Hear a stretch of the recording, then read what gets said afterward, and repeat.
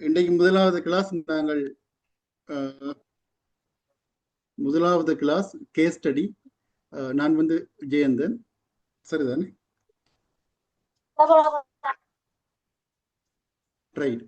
Case study வந்து நான் உங்களுக்கு ஒரு இதை சுருக்கமா விளங்கப்படுத்திட்டு நாங்கள் பாடத்துக்குள்ள போகலாம்னு இருக்கிறேன். கேஸ் ஸ்டடி வந்து 1 மணித்தியால பேப்பர். அதுல வந்து நாங்கள் இன்றைக்கு படிக்க போறது வந்து முதலீட்டு தீர்மானங்கள். அதுதான் முக்கியமான ஒரு செக்ஷனா இருக்கும் கேஸ் ஸ்டடியில வந்து.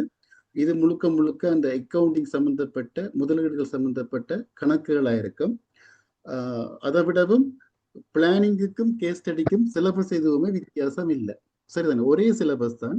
இங்க வந்து கேஸ் ஸ்டடியில வந்து ஸ்ட்ரக்சர் கொஸ்டின், அதாவது வந்து கட்டமைப்பு வினாக்கள் வரும். நீங்கள் ஒன் வேர்ட்ல இல்லாட்டி ஒரு வசனத்துல 2 வசனத்துல ஆன்சர் எழுதக்கூடிய மாதிரியான கேள்விகள் வரும். இல்லை என்று சொன்னா ஒரு கணக்குகள் வரும். அந்த முதலீட்டு தீர்மானங்கள் சம்பந்தப்பட்ட ஒரு பந்தி ஒன்று பந்தி விதமான அந்த கணக்குகள் வரும். இல்லை என்று சொன்னா இந்த தர்க்கநெறி கட்டமைப்பு ஃபில் இன் த பிளாங்க்ஸ் நிரப்புற மாதிரி, அல்லாட்டி பிரச்சனை மரத்தின் ஃபில் இன் த பிளாங்க்ஸ் நிரப்புற மாதிரி, வலைப்பின்னல் ஆய்வு நெட்வொர்க் அனாலிசிஸ் அந்த கட்டமைப்பை தந்து போட்டு கீரை சொல்லலாம், இல்லாட்டி கீறி தந்து போட்டு ஃபில் இன் த பிளாங்க்ஸ், இல்லாட்டி சின்ன சின்ன கேள்விகள் வரலாம். அதே மாதிரி ஸ்வோட் அனாலிசிஸ் கீரை சொல்லலாம், அது சம்பந்தப்பட்ட கேள்விகள் எல்லாமே வந்து ஸ்ட்ரக்சர் கொஸ்டின் இருக்கு. அதே மாதிரி மீன்முள்ளு வரைபடம், விடய ஆய்வு, கேஸ் ஸ்டடி. கேஸ் ஸ்டடி இந்த விடய ஆய்வுன்றது வந்து ஒரு பந்தி ஒன்றை தந்து போட்டு அதுல வந்து திட்டமிடல் சம்பந்தப்பட்ட எண்ணக்கருக்கள் பேசிக் நாலேஜை வந்து உங்கள்ட்ட இருந்து செக் பண்ற மாதிரியான கேள்விகள் வரலாம். அதை விட வந்து இந்த எங்களோட ஆக்ஷன் பிளான், கான் சார்ட் அதுகள் சம்பந்தப்பட்ட கேள்விகள் நான் படிப்பேன் மங்கள. அதை விட எங்களோட ப்ரோக்ரஸ் ரிப்போர்ட் சம்பந்தப்பட்ட கேள்விகள் வரலாம். நான் திரும்பவும் சொல்றேன், கேஸ் ஸ்டடிக்கும் பிளானிங்குக்கும் எந்தவித சிலபஸ் வித்தியாசமும் இல்லை, ரெண்டுமே ஒரே சிலபஸ் தான். அடிஷனலா வந்து இந்த முதலீட்டு தீர்மானங்கள் என்ற இந்த இது வந்து அடிஷனலா இருக்கும், சரிதானே? அடுத்த திட்டமிடல் பாடத்திட்டம் மற்ற என்ன பண்ணும் இப்போ திட்டமிடல் பாடத்திட்டம் சொல்லி நான் கொஞ்சம் போட்டிருக்கிறேன். அது முக்கியமான இப்போ எக்ஸாம்களுக்கு அடிக்கடி வர்றது அல்லது எக்ஸாமுக்கு இம்பார்ட்டன் ஆனதுகளை நான் மேக்சிமம் நான் இதில் போட்டிருக்கிறேன். இதை விடவும் அடிஷனலாக 1-2 விஷயங்கள் வந்து சுரேந்திரன் சார் தான் திட்டமிடல் எடுப்பார். சுரேந்திரன் சாரோடு சேர்ந்து நானும் சில சப்ஜெக்டுகள் எடுக்கக்கூடிய மாதிரி இருக்கும். சில அந்த நேரம் நாங்கள் படிப்பிக்கிற நேரம் அடிஷனலாக ஏதாவது இம்பார்ட்டண்டாக இருக்கு மட்டும் நாங்கள் ஃபீல் பண்ணி தான் நாங்கள் அந்த நேரம் அதுகளை படிப்பிப்போம். ஆனால் இதில் நான் போட்டிருக்கிற அளவும் அவ்வளவும் வந்து முக்கியமான செக்ஷன் இந்த திட்டமிடல் பாடத்திட்டத்தில். சரி, நாங்கள் இப்ப விடய ஆய்வுக்கு போறோம். போன முறை எக்ஸாமுக்கு வந்து இந்த விடய ஆய்வுல இருந்து 60 மார்க்ஸுக்குரிய கணக்குகள் வந்தது, சரிதானே? 60 மார்க்ஸ் கணக்கு.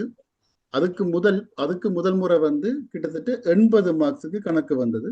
2019 80 மார்க்ஸுக்கு கணக்கு வந்தது. அதே மாதிரி போன முறை 2020 அதுக்கு அந்த கடைசியாக நடந்த பிளானிங் சர்வீஸ் லிமிடெட் எக்ஸாம்ல வந்து 60 மார்க்ஸுக்கு வந்து இந்த விடய ஆய்வு சம்பந்தப்பட்ட கணக்கு வந்தது. போன முறை எக்ஸாம்ல வந்து கிட்டத்தட்ட 90 மார்க்ஸ் எடுத்த ஸ்டூடெண்ட்ஸ் வந்து 4-5 பேர் இருக்கிறீங்க. 90 மார்க்ஸ் எடுத்தாங்களே இருக்கிறீங்க. பவுனியால இருந்து 2-3 பேர், இங்க சண்டைக்கு சில வேலை செய்த ஒரு ஆள் அப்படி இருக்கிறீங்க. ஆனா மற்ற பாடங்களை சில விட்டபடியா எடுபடி எல்லாம் போயிட்டு, சரிதானே? நான் விடய ஆய்வுக்குள்ள வர்றேன். விடய ஆய்வு அதுல வந்து என்னன்னு சொன்னா, அதாவது வந்து என்னன்னு சொன்னா, பல்வேறு முதலீட்டு நடவடிக்கைகளில் சாதகமானதும் சிறந்ததுமான முதலீட்டை தீர்மானித்தல் முதலீட்டு தீர்மானம் ஆகும். இப்ப நாங்கள் வந்து எங்கள்கிட்ட கொஞ்சம் காசு இருக்கு, அந்த காசை கொண்டு போய் நாங்கள் முதலிட போறோம். அந்த முதலீடைக்கு வந்து இருக்கும். நார்மலா வந்து நாங்கள் விக்கலாம், இல்லாட்டி காசை வச்சு கொண்டு. எக்ஸ்கியூஸ் மீ சார், கிளியர் இல்ல சார். உங்களோட சவுண்ட் வந்து கிளியர் இல்லாம இருக்குது. ஏன் என்ன பிரச்சனை? ஸ்டக் ஆகுது கதைக்கிறது. கவரேஜ் பிரச்சனையா இருக்கு நினைக்கிறேன். அப்படியே இருக்கும். இல்ல இப்ப இந்த ஸ்டார்ட் பண்ணக்குள்ள இப்பதானா சத்தமா இந்த கதை கிளியர் இல்லைன்னு உடனே சொல்லுங்க. இன்டர்நெட் கனெக்ஷன் அன்ஸ்டேபிள் தான் வருது. சார் கவரேஜ் பிரச்சனை சார், இப்ப கதைக்கிறதும் கிளியர் இல்லாம இருக்குது. தம்பிமார் முதல் கேமராவை ஓபன் பண்ணுங்க. நிறைய பேர் வீடியோ போட்டுட்டு இருக்கிறீங்க. உங்களுக்கு பர்சனலாக மெசேஜும் போட்டுருக்குறேன்னு கவனிக்கிறேன் நினைக்கிறேன். கொஞ்சம் பார்த்து உங்களோட கேமரா ஒன்னில் இருக்கா ஆஃபில் இருக்கான்றத செக் பண்ணி கொடுங்க.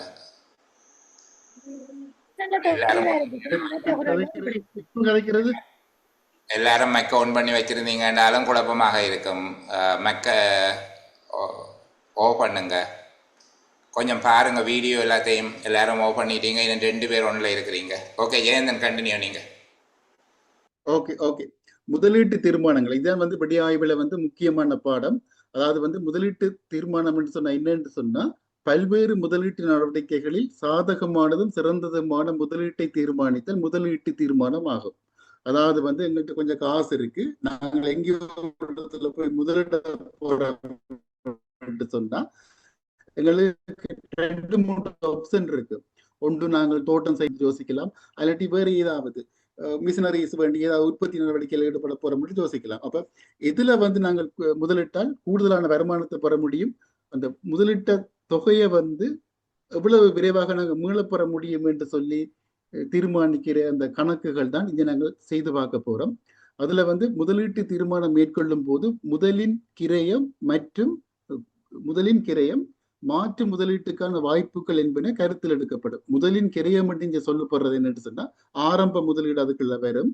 மற்றது வந்து என்னன்னு சொன்னா ஆரம்ப முதலீட்டின் மீதான வட்டி, அதையும் நாங்கள் பார்க்கணும். இப்ப நார்மலா 10 லட்சம் ரூபாய் முதல் போட போறோம்னு சொன்னா சொந்த காசுல போட்டாலும் அல்லாட்டி பேங்க்ல கடன் எடுத்து போட்டாலும் அதுக்கு ஒரு வட்டி ஒன்று நாங்க செலுத்தணும்.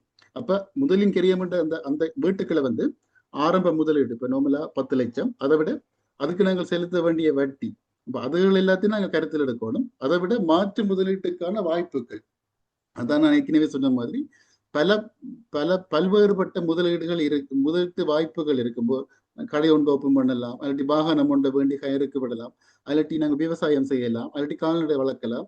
அப்ப பல்வேறு முதலீடுகள்ல இருந்து நாங்கள் சிறந்த ஒரு முதலீட்டை தெரிவு செய்ய வேண்டும். அதுக்கான கால்குலேஷன்கள் தான் இங்கு நாங்கள் படிக்க போறோம். அதுல வந்து முதலீடு என்னன்னு சொல்லி நாங்கள் முதல் பார்க்கணும். முதலீடு என்று சொன்னா என்னன்னு சொன்னா லாபம் உழைக்கத்தக்க நிலையான சொத்துக்களின் மீது செலவிடப்படும் நிதி முதலீடு எனப்படும். அதாவது வந்து எங்களோட நோக்கம் வந்து லாபம் உழைக்கிற நோக்கமா இருக்கணும். இப்ப நான் என் பர்சனலா வந்து நான் கார் ஒன்று வேண்டி ஓடி திரிவேன் என்று சொன்னா அது வந்து சொத்து வேண்டதா இருக்கும், ஆனா முதலீடா இருக்கு. அதே அந்த காரை வச்சு கொண்டு நான் எந்தவித லாபத்தையும் உழைக்க போற இல்லை. ஆனா அதே காரை வச்சு கொண்டு நான் கயரோடி அதுல இருந்து லாபம் எடுக்கிறதுக்காண்டித்தான் அந்த காரை வேண்டி இருப்பேன் என்று சொன்னா அது வந்து ஒரு முதலீடா கருதப்படும். அப்ப எங்களோட நோக்கம் தான் இது முதலீடா இல்லையாண்டு தீர்மானிக்கும். சரிதானே? அப்ப முதலாவது வந்து புதிய நிலையான சொத்தொன்றினை கொள்வனவு செய்தல். அந்த சொத்தை வச்சு கொண்டு நாங்கள் ஏதாவது வருமானத்தை ஈட்டுவோம் என்று சொன்னா அது வந்து ஒரு முதலீடு. அதே மாதிரி தொழிற்சாலை ஒன்று ஆரம்பித்தல், இதுவும் வந்து ஒரு முதலீடு. அடுத்தது வந்து முதலீட்டு தீர்மானத்தின் முக்கியத்துவம். இப்ப நாங்கள் முதலீடு ஒன்று நாங்கள் செய்யறதுக்கு முதல் ஏன் நாங்கள்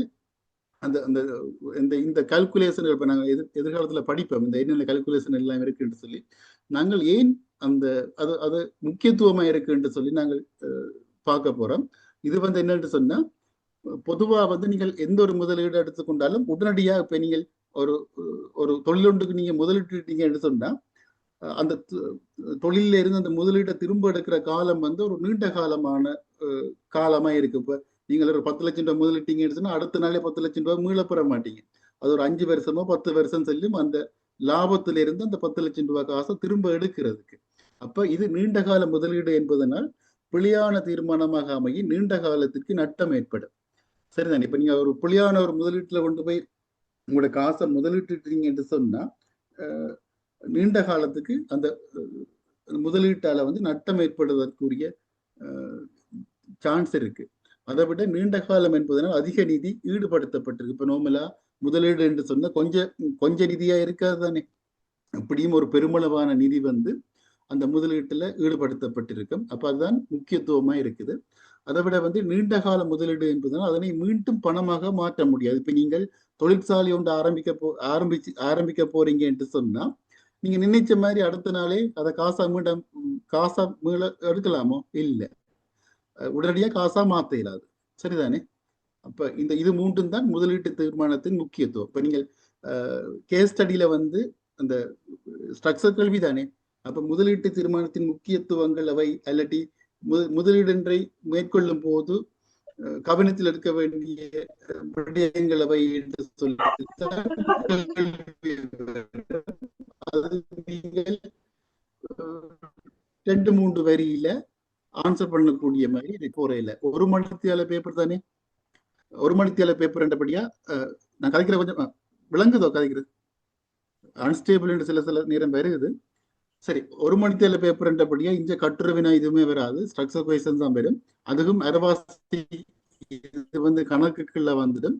மிச்சம் வந்து இப்படியான சின்ன சின்ன கேள்வி எல்லாம் வரும். அடுத்தது வந்து முதலீட்டு தீர்மானம் எடுத்தல் படிமுறைகள். இதுவும் வந்து சில வேளை எக்ஸாம்பிள் கேட்பாங்க, என்னென்ன படிமுறை கூட நீங்க முதலீட்டு தீர்மானங்கள் எடுப்பீங்க என்று சொன்னா, முதல் வந்து நாங்கள் என்ன முதலீட்டை இனம் காணணும். இப்ப 2-3 முதலீடுகள் இருந்தா என்னென்ன முதலீடுகள் எங்களுக்கு சூட்டபிளான முதலீடுகள் இருக்கு என்று சொல்லி நாங்கள் முதலீட்டை இனம் காணணும். இப்போ ஒரு 2-3 இப்ப ஒன்று நாங்கள் விவசாயம் செய்கிற என்ற ஒரு முதலீடா இருக்கலாம், தொழிற்சாலை ஒன்று ஆரம்பிக்கிற இன்னொரு முதலீடா இருக்கலாம், வர்த்தக நிலையம் ஒன்று ஆரம்பிக்கிற இன்னொரு முதலீடா இருக்கலாம். அப்படி 2-3 முதலீட்டை வந்து நாங்கள் இனம் காணணும். அடுத்தது வந்து முதலீட்டு மதிப்பீடு. இந்த முதலீட்டு மதிப்பீடு தான் நாங்கள் இப்ப இந்த கிளாஸ்லயே நாங்க படிக்க போறோம். அடுத்தது வந்து பல்வேறு முதலீடுகளில் மிகச்சிறந்தது தெரிவு செய்தல். இப்ப அந்த முதலீட்டு மதிப்பீடு என்று சொல்லப்படுறதில்ல, அது சம்பந்தமா சில கணக்குகள் இருக்கு. இந்த கணக்குகளை நாங்கள் செய்து பார்த்த பிறகு உங்களுக்கு கூட விளங்கும். அதுல இருந்து நாங்கள் மிகச்சிறந்த முதலீடுகளை நாங்கள் தெரிவு செய்யலாம். அடுத்தது வந்து தெரிவு செய்த முதலீட்டு செயற்திட்டத்தை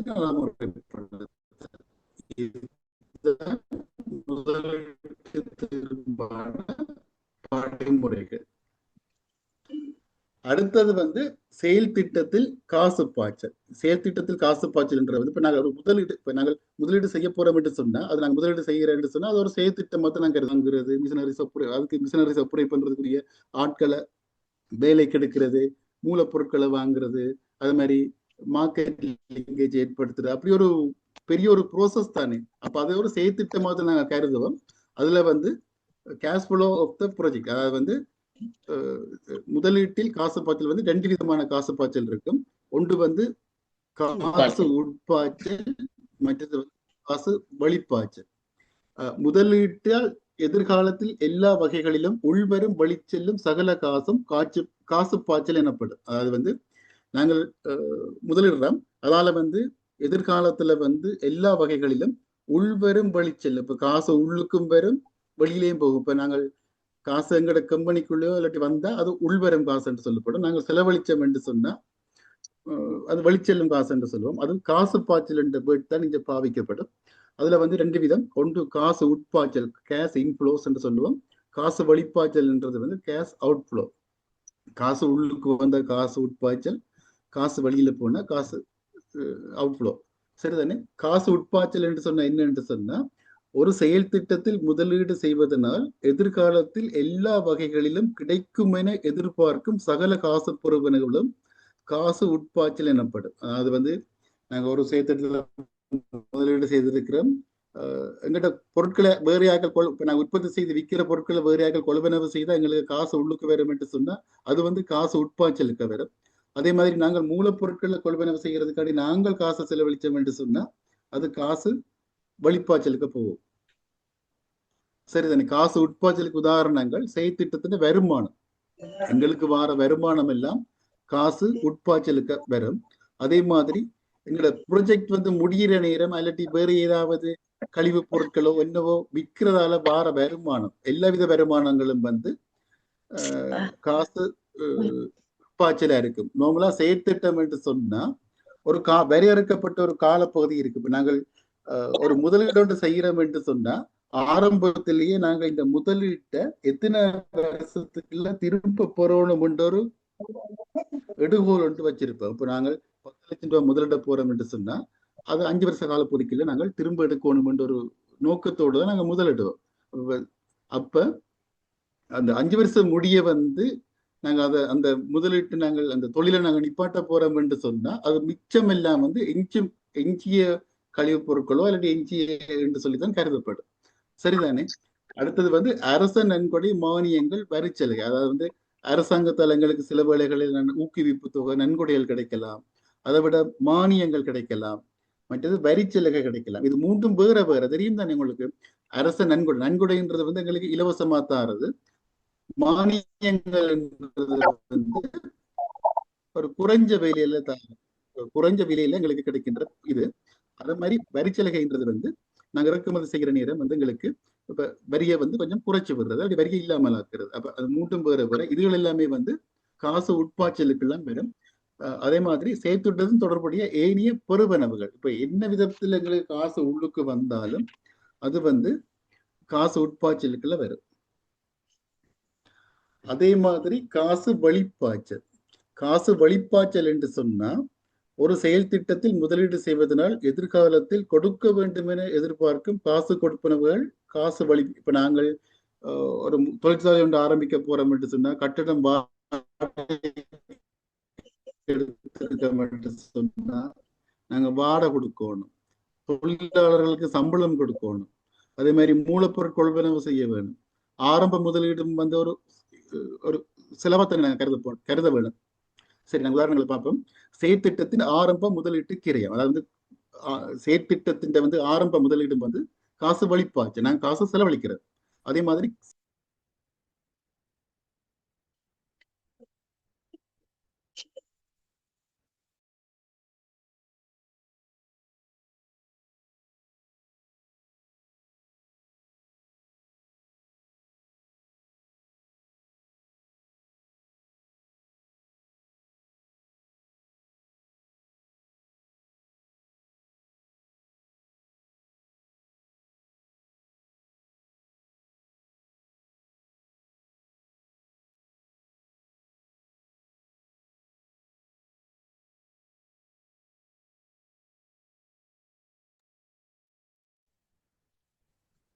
சவுண்ட் இல்ல சார். சார் கேக்குது இல்ல? ஓ சார் சவுண்ட்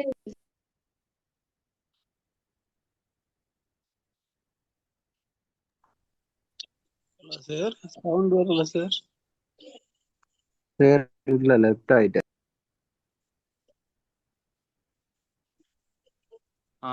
சார் லெஃப்ட் ஆயிட்டு. நான் கதைக்கிறது விளங்கியில போல நான் கட் ஆயிட்டு வந்தது. ஓம் சார். ஸ்கிரீன் தெரியுதா உங்களுக்கு? விளங்குது சார், கொஞ்சம் சத்தமா பேசுங்க ப்ளீஸ். இல்ல இல்ல சார், இல்ல ஓகே, நான் திரும்ப சேவ் பண்ற மாதிரி. இப்ப எதுல இருந்து கட்ட இங்க கொஞ்சம் காசு வெளிப்பாய்ச்சல் என்னென்ன வழியை உதாரணங்கள். ஓகே, வந்துட்டு சார், வந்துட்டு சார். கிளியர் இல்ல சார் நீங்க ஹாய்க்கிறது.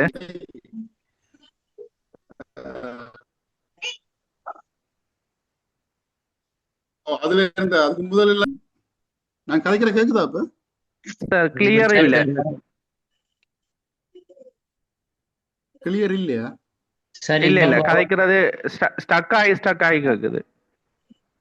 கவரேஜ் ப்ராப்ளமா இருக்கு நினைக்கிறேன். அதான் பாருங்க, இன்னைக்கு கரண்ட் நின்று வந்த இன்றைக்கு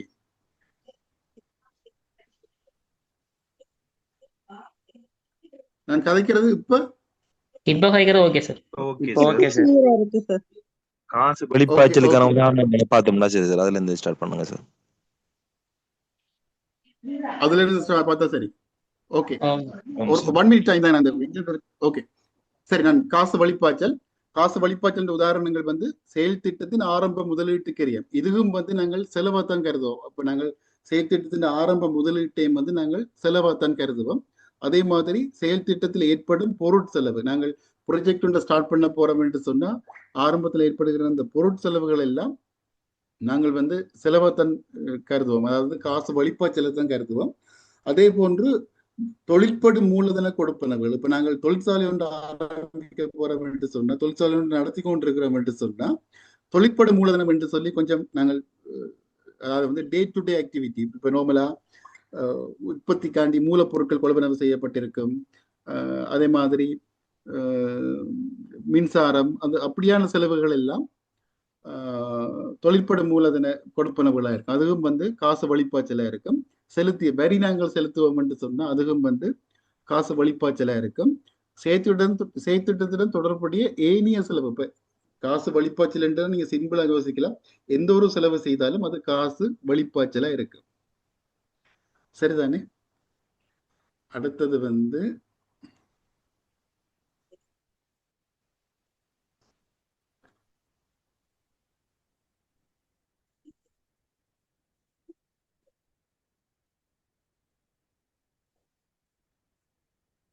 சரி சரி, இப்ப ஸ்கிரீன் தெரியுது உங்களுக்கு? ஓகே. அதுல வந்து இப்ப நாங்கள் முதலீட்டுல வந்து நாங்கள் ஒரு விஷயம் ஒன்று நாங்கள் பார்ப்போம். தேறிய இன்றைய பெறுமதி என்று சொல்லி ஒரு ஒரு ஒரு இது ஒன்று இருக்கு, நெட் பிரசன்ட் வேல்யூ. இப்ப நார்மலா வந்து உங்களுக்கு எல்லாருக்கும் தெரிஞ்சிருக்கும், காசுக்கு வந்து ரெண்டு பெறுமதி இருக்கு. ஒன்று வந்து முகப்பெறுமதி என்று சொல்றது வந்து இப்ப 5000 ரூபாய் தாள் என்று சொன்னா 5000 ரூபாய் தாள்ல 5000 எழுதி இருக்கு, அது வந்து முகப்பெறுமதி. ஆனா அதை விடவும் உண்மை பெறுமதி என்று சொல்லி இன்னும் ஒன்று இருக்கு.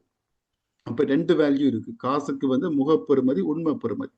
இப்ப முகப்பெறுமதி வந்து இப்ப 5 வருஷத்துக்கு முதலும் அந்த 5000 ரூபாய் தாள்ல 5000 எழுதப்பட்டிருக்கும், இப்பவும் 5000 ரூபாய் எழுதப்பட்டிருக்கும். 5 வருஷத்துக்கு பிறகும் அந்த 5000 ரூபாய் தாள்ல 5000 எழுதப்பட்டிருக்கும். அப்ப முகப்பெறுமதி வந்து எப்பவுமே மாறாது. ஆனால் வந்து உண்மை பெறுமதி வந்து மாறும். உண்மை பெறுமதி என்று சொன்னா என்ன என்று சொன்னா, இப்ப நீங்கள் 5 வருஷத்துக்கு முதல் 5000 ரூபாய் காசுக்கு எவ்வளவு சாமான் வேண்டக்கூடிய மாதிரி இருந்ததோ அதே அளவு சாமான், அதே அளவு பொருட்களை வந்து நீங்கள் இப்ப வேண்டக்கூடிய மாதிரி இருக்குமோ? இல்ல. ஏனென்று சொன்னா விலைவாசிகள் கூடியிருக்கும். அமெரிக்க டாலருக்கு நிகரான இலங்கை ரூபாய் வந்து இந்த நாணய மாற்று விகிதத்தின் அடிப்படையில எங்கிட்ட அந்த நாணயத்தின் பெறுமதி வந்து வீழ்ச்சி அடைந்திருக்கும். அதை விட வந்து பணவீக்கம் இதுல வந்து செல்வாக்கு செலுத்தும். பணவீக்கம்ன்றது வந்து இலங்கையில் உற்பத்தி செய்யப்படுகின்ற பொருட்களிலும் பார்க்க இலங்கையில இந்த பணத்தின் பெறுமதி வந்து கூடவா இருந்தால் அது பணவீக்கம் என்று சொல்லுவோம். அப்ப அந்த பணவீக்கம், நாணய மாற்று விகிதம், இந்த காரணங்களுக்கால வந்து அந்த உண்மை பெறுமதி வந்து நேரத்துக்கு நேரம் மாறிக்கொண்டு இருக்கும். சரிதானே? இப்ப நீங்கள் யோசிச்சு பாருங்க, 5 வருஷத்துக்கு முதல் என்னட்ட 1 லட்சம் ரூபாய் காசு இருந்திருக்குன்னு வைப்போம்.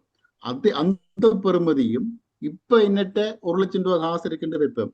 ரெண்டும் ஈக்குவல் ஆண்டு பாத்தீங்கன்னு சொன்னா ஈக்குவல் இல்ல. ஏன்? யாராவது சொல்லுங்க பாப்போம். 5 வருஷத்துக்கு முதல் என்னட்ட 1 லட்சம் ரூபாய் காசு இருந்தது, இப்ப என்னட்ட 1 லட்சம் ரூபாய் காசு இருக்கு. உண்மை பெறுமதி பணத்தின் பெறுமதி, அதாவது வந்து ரெண்டுமே 1 லட்சம் தான். சரிதானே? 5 வருஷத்துக்கு முதல் என்கிட்ட இருந்ததும் 1 லட்சம் தான், இப்ப இருக்கிறதும் 1 லட்சம் தான் என்று சொன்னா ரெண்டுமே ஈக்குவல் இல்லை. அதாவது வந்து முகப்பெறுமதி ஒன்றா இருந்தாலும் உண்மை பெறுமதி வந்து வேற. உண்மை பெறுமதி வேற. அதே மாதிரி எதிர்காலத்துல இன்னும் ஒரு 5 வருஷத்துக்கு பிறகு எனக்கு 1 லட்சம் ரூபாய் வர வேணும் என்று சொல்லி இருந்தா அந்த 1 லட்சம் பெறுமதியும் நான் இப்ப வச்சிருக்கிற 1 லட்சத்தின் பெறுமதியும் வித்தியாசம். உண்மை பெறுமதி வந்து வித்தியாசம்.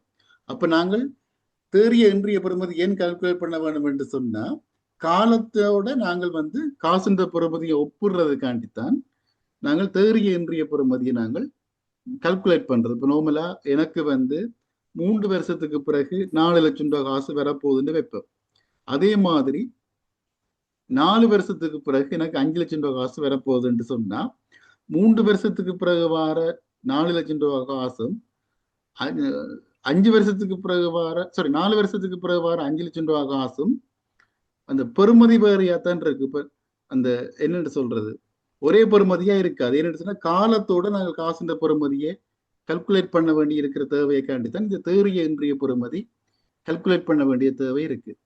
இப்ப நார்மலா நாங்கள் இப்ப 3 வருஷத்துக்கு பிறகு எனக்கு வந்து 4 லட்சம் ரூபாய் காசு வரப்போகுதுன்னு சொன்னா 4 வருஷத்துக்கு பிறகு எனக்கு 5 லட்சம் ரூபாய் காசு வரப்போகுதுன்னு சொன்னா அந்த 4 லட்சத்தையும் 5 லட்சத்தையும் ஒப்பிட வேணும் என்று சொன்னா அந்த ஒரே காலப்பகுதிக்கு அந்த காசுன்ற பெறுமதியை மாத்தினாதான் அந்த 4 லட்சம் கூடவா 5 லட்சம் கூடவான்னு சொல்லி என்னால கல்குலேட் பண்ணக்கூடிய மாதிரி இருக்கு.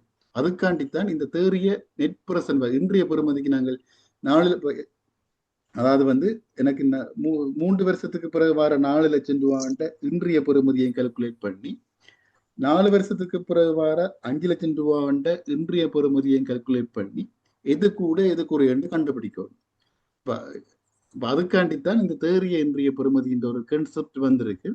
இது நான் விளங்கப்படுத்தினது விளங்கையிலேன்னா திருப்பூருக்கு விளங்கப்படுத்தின இது மிக மிக மிக இம்பார்ட்டன்டான ஒரு செக்ஷன்.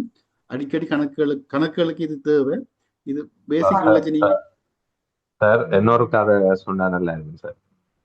ஓகே, இப்ப என்னன்னு சொன்னா காசுக்கு வந்து 2 பெறுமதி இருக்கு, சரிதானே?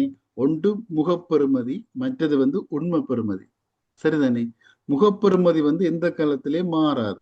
இப்ப 5 வருஷத்துக்கு முதல் 5000 ரூபாய் தாளுண்டா 5000 தான் எழுதப்பட்டிருக்கும், இப்பவும் 5000 ரூபாய் எழுதப்பட்டிருக்கும், எதிர்காலத்திலேயும் 5000 ரூபாய் எழுதப்பட்டிருக்கும். ஆனால் உண்மை பெறுமதி இப்ப 5 வருஷத்துக்கு முதல் 5000 ரூபாய் தாளுக்கு நீங்கள் வேண்டக்கூடிய சாமான்கள் பொருட்கள் என்ற அளவு இப்ப அதே 5000 ரூபாய்க்கு வேண்டுவீங்களா? வேண்ட மாட்டீங்க தானே. ஏனென்றா பொருட்கள் விலை ஏறி இருக்குது. அதே மாதிரி அதனால வந்து 5 வருஷத்துக்கு முதல் நீங்கள் வேண்டின 5000 ரூபாய்க்கு நீங்க வேண்டின அந்த பொருட்கள் அளவு இப்ப வந்து அதை விட குறைவான ஒரு தொகையான பொருட்கள் தான் நீங்க இப்ப வேண்டக்கூடிய மாதிரி இருக்கும். ஏனென்று சொன்னா எங்களோட இலங்கை காசு பெறுமதி வந்து குறைஞ்சிருக்கு, சரிதானே? அதே மாதிரி இன்னும் ஒரு 5 வருஷத்துக்கு பிறகு அதே 5000 ரூபாய் வச்சுக்கொண்டு நீங்கள் வேண்ட போற பொருட்களின் அளவு இன்னும் குறைவாத்தான் இருக்கு, சரிதானே? அப்ப காலத்துக்கு காலம் அந்த உண்மை பெறுமதி வந்து மாறிக்கொண்டு இருக்கு. அது சரி விளங்குதானே? அது மாறுறதுக்கு வந்து கன காரணங்கள் இருக்கு. ஒன்று, எங்களோட நாட்டுல வந்து பொருட்களின் உற்பத்தி குறைவடைகிறது.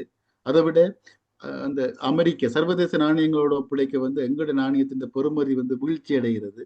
அதை விடவும் வந்து பணவீக்கம் என்ற ஒரு பணவீக்கம், அதை விட வந்து வங்கி வட்டி விகிதங்கள் என்று சொல்லி பல காரணங்கள் வந்து இருக்கு.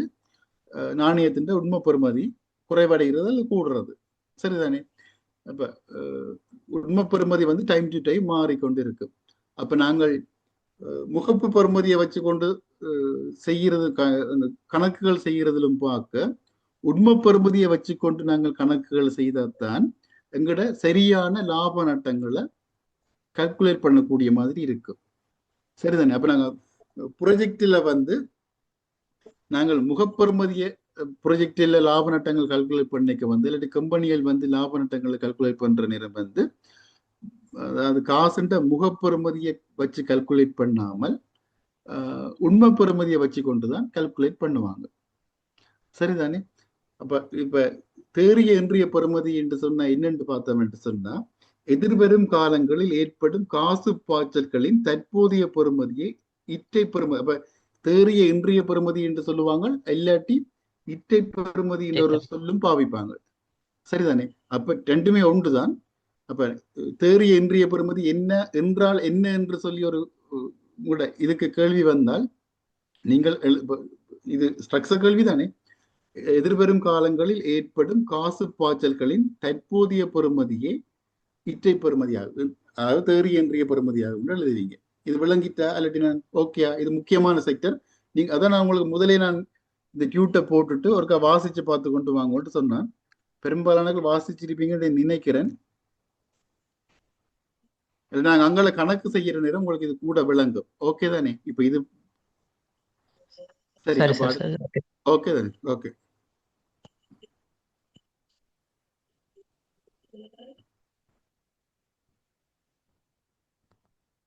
சரி. அடுத்தது வந்து முதலீட்டு தீர்மான முறைகள். நாங்கள் முதலீட்டு தீர்மானம் இப்ப முதலீடு ஒன்று செய்ய போறோம் என்று சொன்னா தீர்மானம் எடுப்போம் தானே. அதாவது வந்து லாப நட்டங்கள் பார்க்கறது, எந்த முதலீடு சிறந்தது என்று பார்க்கறது. அந்த தீர்மானத்துக்கு வந்து 6 விதமான முறைகள் இருக்கு, சரிதானே? அதுல வந்து அதில் நாங்கள் 2ஆ பிரிக்கிறோம். மரபு ரீதியான முதலீட்டு தீர்மானம் அல்லது கழிவு செய்யப்படாத காசோட்ட முறை. அதாவது மரபு ரீதியான முதலீட்டு தீர்மானம் என்னென்று சொன்னா நாங்கள் வந்து முகப்பு பெறுமதியை மட்டும் வச்சுக்கொண்டு இப்ப காசுண்ட முகப்பு பெறுமதியை மட்டும் வச்சுக்கொண்டு நாங்கள் கல்குலேஷன் செய்கிறது. இப்ப 5000 ரூபாய் தாள் என்று சொன்னா அது 5 வருஷத்துக்கு முதலும் 5000 ரூபாய் தான், இப்பவும் 5000 ரூபாய் தான், 5 வருஷத்துக்கு பிறகும் 5000 ரூபாய். அந்த முகப்பெறுமதியை மட்டும் வச்சுக்கொண்டு நாங்கள் கல்குலேஷன் செய்வோம் என்று சொன்னா அது மரபு ரீதியான முதலீட்டு தீர்மானம் ஆக இருக்கும். அல்லாட்டி என்ன ஒரு விதத்துல சொல்றேன்னு சொன்னா கழிவு செய்யப்படாத காசோட்ட முறை என்று சொல்லுவோம். சரிதானே? இப்ப அதாவது வந்து என்னன்னு சொன்னா முதலீட்டு தீர்மான முறைகள் வந்து 6 விதத்துல இருக்கு. அதுல 2 விதமான முறை முதலீட்டு தீர்மானங்கள், அதாவது முதலீட்டு தீர்மானங்கள் வந்து மரபு ரீதியான முதலீட்டு தீர்மானங்களா இருக்கும். 4 விதமான முதலீட்டு தீர்மானங்கள், கீழே காட்ட போற 4 விதமான முதலீட்டு தீர்மானங்கள் வந்து நவீன ரீதியான முறையா இருக்கு. மரபு ரீதியான முறைக்கும் நவீன ரீதியான முறைக்கும் என்ன வித்தியாசம் என்று சொல்லி பார்த்தோம் என்று சொன்னா, மரபு ரீதியான முறை என்று சொன்னா நாங்கள் காசுன்ற முகப்பெறுமதியை மட்டும் கொண்டு நாங்கள் கல்குலேஷன்கள் செய்கிறது. இப்ப 5 வருஷத்துக்கு முதல்ல ஒரு 1 லட்சம் ரூபாய் காசு இருந்தா, இப்பவும் 1 லட்சம் ரூபாய் காசு இருந்தா, ரெண்டும் ஒரே பெறுமதி என்று நினைச்சு கொண்டு நாங்கள் கால்குலேஷன் செய்கிறது. இப்ப ஆனால் நவீன ரீதியான முறை என்று சொன்னா அந்த தேறிய இன்றைய பெறுமதி ஒரு காலப்பகுதியை நாங்கள் கருத்தில் எடுப்போம். முதலாவது மரபு ரீதியான முதலீட்டு தீர்மானத்துல வந்து நாங்கள் அந்த காலப்பகுதியை கணக்கில் எடுக்கிறேன் இல்லை.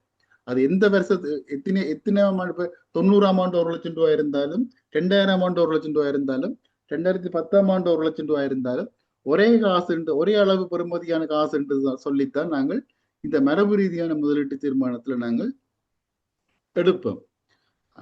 ஆனால் இந்த நவீன ரீதியான முறையில வந்து உண்மை பெறுமதியை கல்குலேட் பண்றேன் என்று சொன்னா தேறிய இன்றைய பெறுமதியை நாங்கள் கல்குலேட் பண்ணி போட்டு அதை வச்சு கொண்டு நாங்கள் வேற அந்த லாப நட்ட கணக்குகள் செய்கிறது தான் இந்த நவீன ரீதியான முறையா இருக்கு. சரி, அப்ப வந்து மரபு ரீதியான முதலீட்டு தீர்மானம் அல்லது அதேதான் அந்த கழிவு செய்யப்படாத காசோட்ட முறை என்று சொல்றது. கழிவு செய்யப்படாத காசோட்ட முறைன்றதும் மரபு ரீதியான முதலீட்டு தீர்மானம் என்றாலும் ஒன்றுதான். அதாவது வந்து கழிவு செய்யப்படுறது என்று சொல்றேன் என்னன்னு சொன்னா பெறுமதி குறையும் கூடும் தானே. அப்ப அந்த அதுக்கேற்ற மாதிரி நாங்கள் கழிவு பேங்கின் வட்டி வீதம், பணவீக்கம் அதில் வச்சுக்கொண்டு நாங்கள் பெறுமதியை நாங்கள் கல்குலேட் பண்றதுதான் இந்த கழிவு செய்யப்படாத காசோட்ட முறை. அது அந்த அப்படி ஒரு கல்குலேஷனும் செய்யாத காசோட்ட முறை தான் கழிவு செய்யப்படாத காசோட்ட முறைன்னு சொல்லப்படும். அதுல வந்து 2 முறை இருக்கு. ஒன்று திரும்பல் அளித்தல் காலம் அல்லது மீளப்பெறும் காலம். அதாவது வந்து நாங்கள் ஒரு முதலீடு ஒன்று செய்திருக்கோம் என்று சொன்னா அந்த முதலீட்டை திரும்ப எடுக்கிறதுக்கு எங்களுக்கு எவ்வளவு காலம் செல்லும் என்று நாங்கள் கல்குலேட் பண்றதுதான் திரும்பல் அளித்தல் காலம் என்று சொல்லுவோம். அதாவது அல்லது மீளப்பெறும் காலம் என்று சொல்லுவோம். அதாவது வந்து நாங்கள் ஒரு 10 லட்சம் ரூபாய் முதல் போட்டிருக்கிறோம். அந்த 10 லட்சம் ரூபாய் முதலீட்டை வந்து நாங்கள் எவ்வளவு காலத்துல திரும்ப எடுக்கலாம் என்று சொல்லி கல்குலேட் பண்றதுதான் திரும்பல் அளித்தல் காலம் அல்லது மீளப்பெறும் காலம் என்று சொல்லுவோம். அதே மாதிரி இன்னும் ஒன்று இருக்கு, கணக்கீட்டு வருவாய் வீதம். அதாவது வந்து அந்த நாங்க போட்ட முதலீட்டால வருடாந்தம் எத்தனை வீதமான எவ்வளவு வருவாய் வருது என்று சொல்லி நாங்க கால்குலேட் பண்றதுதான் இந்த வருவாய் வீதம் சொல்றோம். இது 2க்கும் வந்து நாங்கள் நாணயத்தின் முகப்பு பெறுமதியை நாங்கள் யூஸ் பண்ணுவோம். முகப்பு பெறுமதியை தான் நாங்கள் கன்சிடர் பண்ணுவோம். அடுத்தது வந்து நவீன ரீதியான முறை கழிவு செய்யப்பட்ட காசோட்ட முறை. நவீன ரீதியான முறை கழிவு செய்யப்பட்ட மீனிங் வந்து என்னன்னு சொன்னா பேங்கின் வட்டி விகிதம், பணவீக்கம் அதுகளை வச்சுக்கொண்டு நாங்கள் காசுன்ற பெறுமதியை வந்து உண்மை பெறுமதியை கண்டுபிடிச்சு அதை வச்சுக்கொண்டு நாங்கள் கல்குலேஷன்கள் செய்கிறது. அதாவது வந்து தேறிய இன்றைய பெறுமதி வந்து என்னன்னு சொன்னா 5 வருஷத்துக்கு பிறகு உங்களுக்கு வரப்போற வருமுண்டு எதிர்பார்க்கிற ஒரு 10 லட்சம் ரூபாய் காசு, அதே மாதிரி ஒரு 7 வருஷத்துக்கு பிறகு வருமுண்டு எதிர்பார்க்கிற ஒரு 15 லட்சம் ரூபாய் காசு, எது கூட எது குறைய அப்படி நீங்க கல்குலேட் பண்றதுதான் அப்படி நீங்க கல்குலேட் பண்றதுக்கு இந்த தேறிய இன்றைய பெறுமதி கட்டாயம். காலம் வித்தியாசப்பட்ட காசுன்ற பெறுமதியும் வித்தியாசப்படும். அப்ப நாங்கள் எது கூட எது குறையன்னு எங்களுக்கு தெரியாது. அப்ப எல்லாத்தையும் வந்து நாங்கள் இன்றைய பெறுமதிக்கு மாத்தி போட்டு நாங்கள் வந்து கல்குலேஷன்களை செய்வோம். சரிதானே? அடுத்தது வந்து உள்ளக வருவாய் வீதம். இந்த கல்குலேஷன்கள் எல்லாம் நாங்கள் செய்வோம். நான் உங்களுக்கு இது சொல்றேன். உள்ளக வருவாய் வீதம் என்று சொல்லி ஒன்று இருக்கு, இன்டர்னல் ரேட் ஆஃப் ரிட்டர்ன். அதே மாதிரி கழிவு செய்த திரும்பல் அளித்தல் காலம் என்று சொல்லி ஒன்று இருக்கு. அதை விட இன்றைய பெறுமதி சுட்டன், லாபகர சுட்டி என்று சொல்லி இருக்கு. இப்ப எங்களுக்கு இப்ப நாங்கள் இந்த எக்ஸாமுக்கு வந்து இந்த 6 விதமான கணக்கு மட்டும்தான் வரும். இவ்வளவுதான் எங்கள்கிட்ட சிலபஸ். சரிதானே? ஒவ்வொன்றும் எப்படி என்னென்னு சொல்லி நீங்க வடிவ வழங்கிட்டீங்க என்று சொன்னா எப்படியான கணக்கு வந்தாலும் நீங்க செய்யக்கூடிய மாதிரி இருக்கும். ஈவன் இப்ப ஒரு பந்தியா தந்து போட்டு கணக்கு வந்தாலும் இது என்னத்தை கேட்கிறாங்க, என்ன மாதிரி கணக்கு, இந்த 6 தான் எங்களுக்கு கணக்கு. இப்ப எங்களோட முதலீட்டு தீர்மான முறையில வந்து இந்த 6 தான் எங்களுக்கு கணக்கு. அதுல வந்து முதல் 2 வந்து மரபு ரீதியான முறையா இருக்கும், அடுத்த 4 வந்து நவீன ரீதியான முறையா இருக்கும். இதுல ஏதாவது விளங்காட்டி நீங்க கேளுங்க. கணக்குகளை பற்றி பிறகு பார்ப்போம். இந்த டெர்மினாலஜி இதுகள் விளங்காட்டி கேளுங்க. கணக்குகள் செய்யக்கான் இந்த வசனங்கள் விளங்கும் உங்களுக்கு. இது திரும்ப ஒரு விளங்கப்பட்டு சொல்லுங்க. இன்றைய பெறுமதி சுட்டன் அதற்கா சொல்லுங்க சார். கழிவு செய்த திரும்பல் அளித்தல் காலம் என்று சொன்னாலும் அதையும் இருக்கா? அதான் கழிவு செய்த திரும்பல் அளித்தல் காலம் என்னென்று சொல்றது வந்து, இப்ப நாங்கள் இப்ப 10 லட்சம் ரூபாய் முதலிட போறோம், சரிதானே? 10 லட்சம் ரூபாய் முதலிட்டம் என்று சொன்னா 5 வருஷ ப்ராஜெக்ட் என்று சொன்னா சரிதானே? நாங்க 10 லட்சம் ரூபாய் நாங்க முதலிட்டு இருக்கிறோம். 5 வருஷ ப்ராஜெக்ட் என்று சொன்னா அடுத்த வருஷம் எனக்கு 1 லட்சம் ரூபாய் லாபம் பெறும். அதுக்கு அடுத்த வருஷம் வந்து 2 லட்சம் ரூபாய் லாபம் பெறும். அதுக்கு அடுத்த வருஷம் வந்து 3 லட்சமோ 4 லட்சம் ரூபாய் லாபம் பெறும். அப்போ ஒவ்வொரு கால பகுதியிலையும் கொஞ்சம் லாபம் வருது தானே. ஒரே மிக்க லாபம் வரையில தானே. 10 லட்சம் ரூபாவை நான் ஒரே மிக்க மீள பரப்புறையில தானே. நான் போட்ட முதலீட்ட ஒரே அடியை நான் திரும்ப எடுக்க போறேன் தானே. ஒரு குறிப்பிட்ட காலத்தோட தானே நான் காசை எடுக்க போறேன். அப்போ ஒவ்வொரு காலத்தோடய அந்த காசுன்ற பெறுமதி மாறிக்கொண்டு தானே இருக்கு. அப்ப அந்த ஒவ்வொரு காலப்பகுதியிலையும் இந்த காசுன்ற பெறுமதியை வந்து நான் ஒரே காலத்தை உண்டாக்கினா தானே நாங்கள் காசுன்ற பெறுமதியை நாங்கள் ஒப்பிடலாம். இப்ப நார்மலா 5 வருஷத்துக்கு பிறகு எனக்கு 10 லட்சம் ரூபாய் காசு வருதுன்னு சொன்னா ஒரு 7 வருஷத்துக்கு பிறகு 15 லட்சம் ரூபாய் காசு வருது என்று சொன்னா அந்த 10 லட்சமும் 15 லட்சமும் காசுன்ற அமௌண்ட்டும் வேற, காசு கிடைக்கிற காலப்பகுதியும் வேற. இப்ப காசுன்ற அமௌண்ட் ஒன்றா இருந்தாலும் காலப்பகுதி வேறைண்டா நாங்கள் காசை உண்மை பெறுமதியை ஒப்பிடலாம். முகப்பு பெறுமதியை வேணும் என்று சொன்னா ஒப்பிடலாம், உண்மை பெறுமதியை ஒப்பிடலாம். ஏன்னு சொன்னா உண்மை பெறுமதி மாறிக்கொண்டிருக்கும். சில வேளை 7 வருஷத்துக்கு பிறகு கிடைக்க போற 15 லட்சம் ரூபாய் விட 5 வருஷத்துக்கு பிறகு கிடைக்க போற 10 லட்சம் ரூபாய் உண்மை பெறுமதி சில வேளை கூடவா இருக்கு. நான் சொல்ல வாரது விளங்கிட்டேன். இப்ப எனக்கு 5 வருஷத்துக்கு பிறகு கிடைக்க போற 10 லட்சம் ரூபாய் காசு 7 வருஷத்துக்கு பிறகு கிடைக்க போற 15 லட்சம் ரூபாய் காசை விட சில வேளை அந்த 5 வருஷத்துக்கு பிறகு கிடைக்க போற அந்த 10 லட்சம் ரூபாய் உண்மை பெறுமதி கூடவா இருக்கு.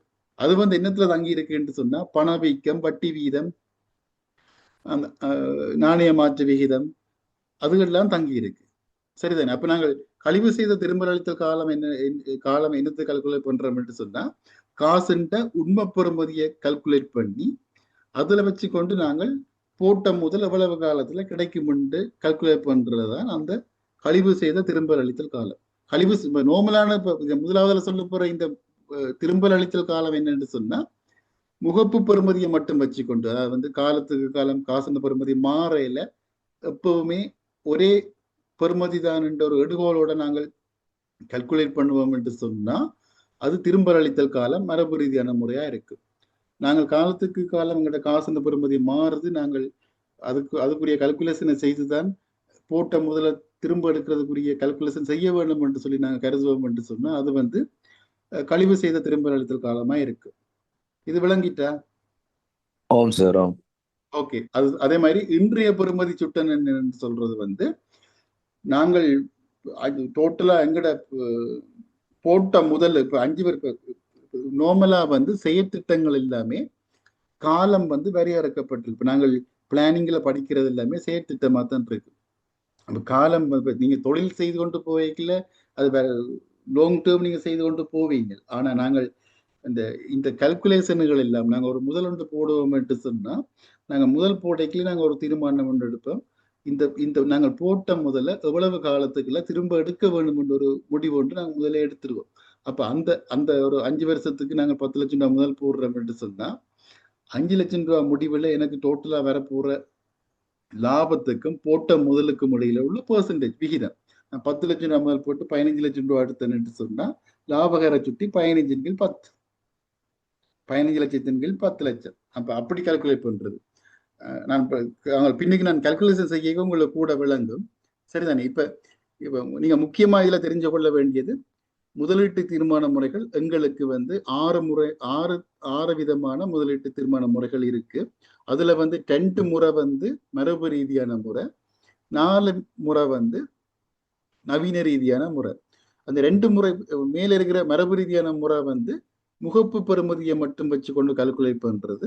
இந்த நவீன ரீதியான முறை வந்து என்ன அந்த உண்மை பெறுமதியை வச்சு கொண்டு கால்குலேட் பண்றது. இவ்வளவும் தெரிஞ்சா இதுக்குள்ள ஓகே. அங்கே பின்னுக்கு கணக்கு செய்து போட்டு இதை வந்து பாத்தீங்கன்னு சொன்னா உங்களுக்கு கூட விளங்கும்.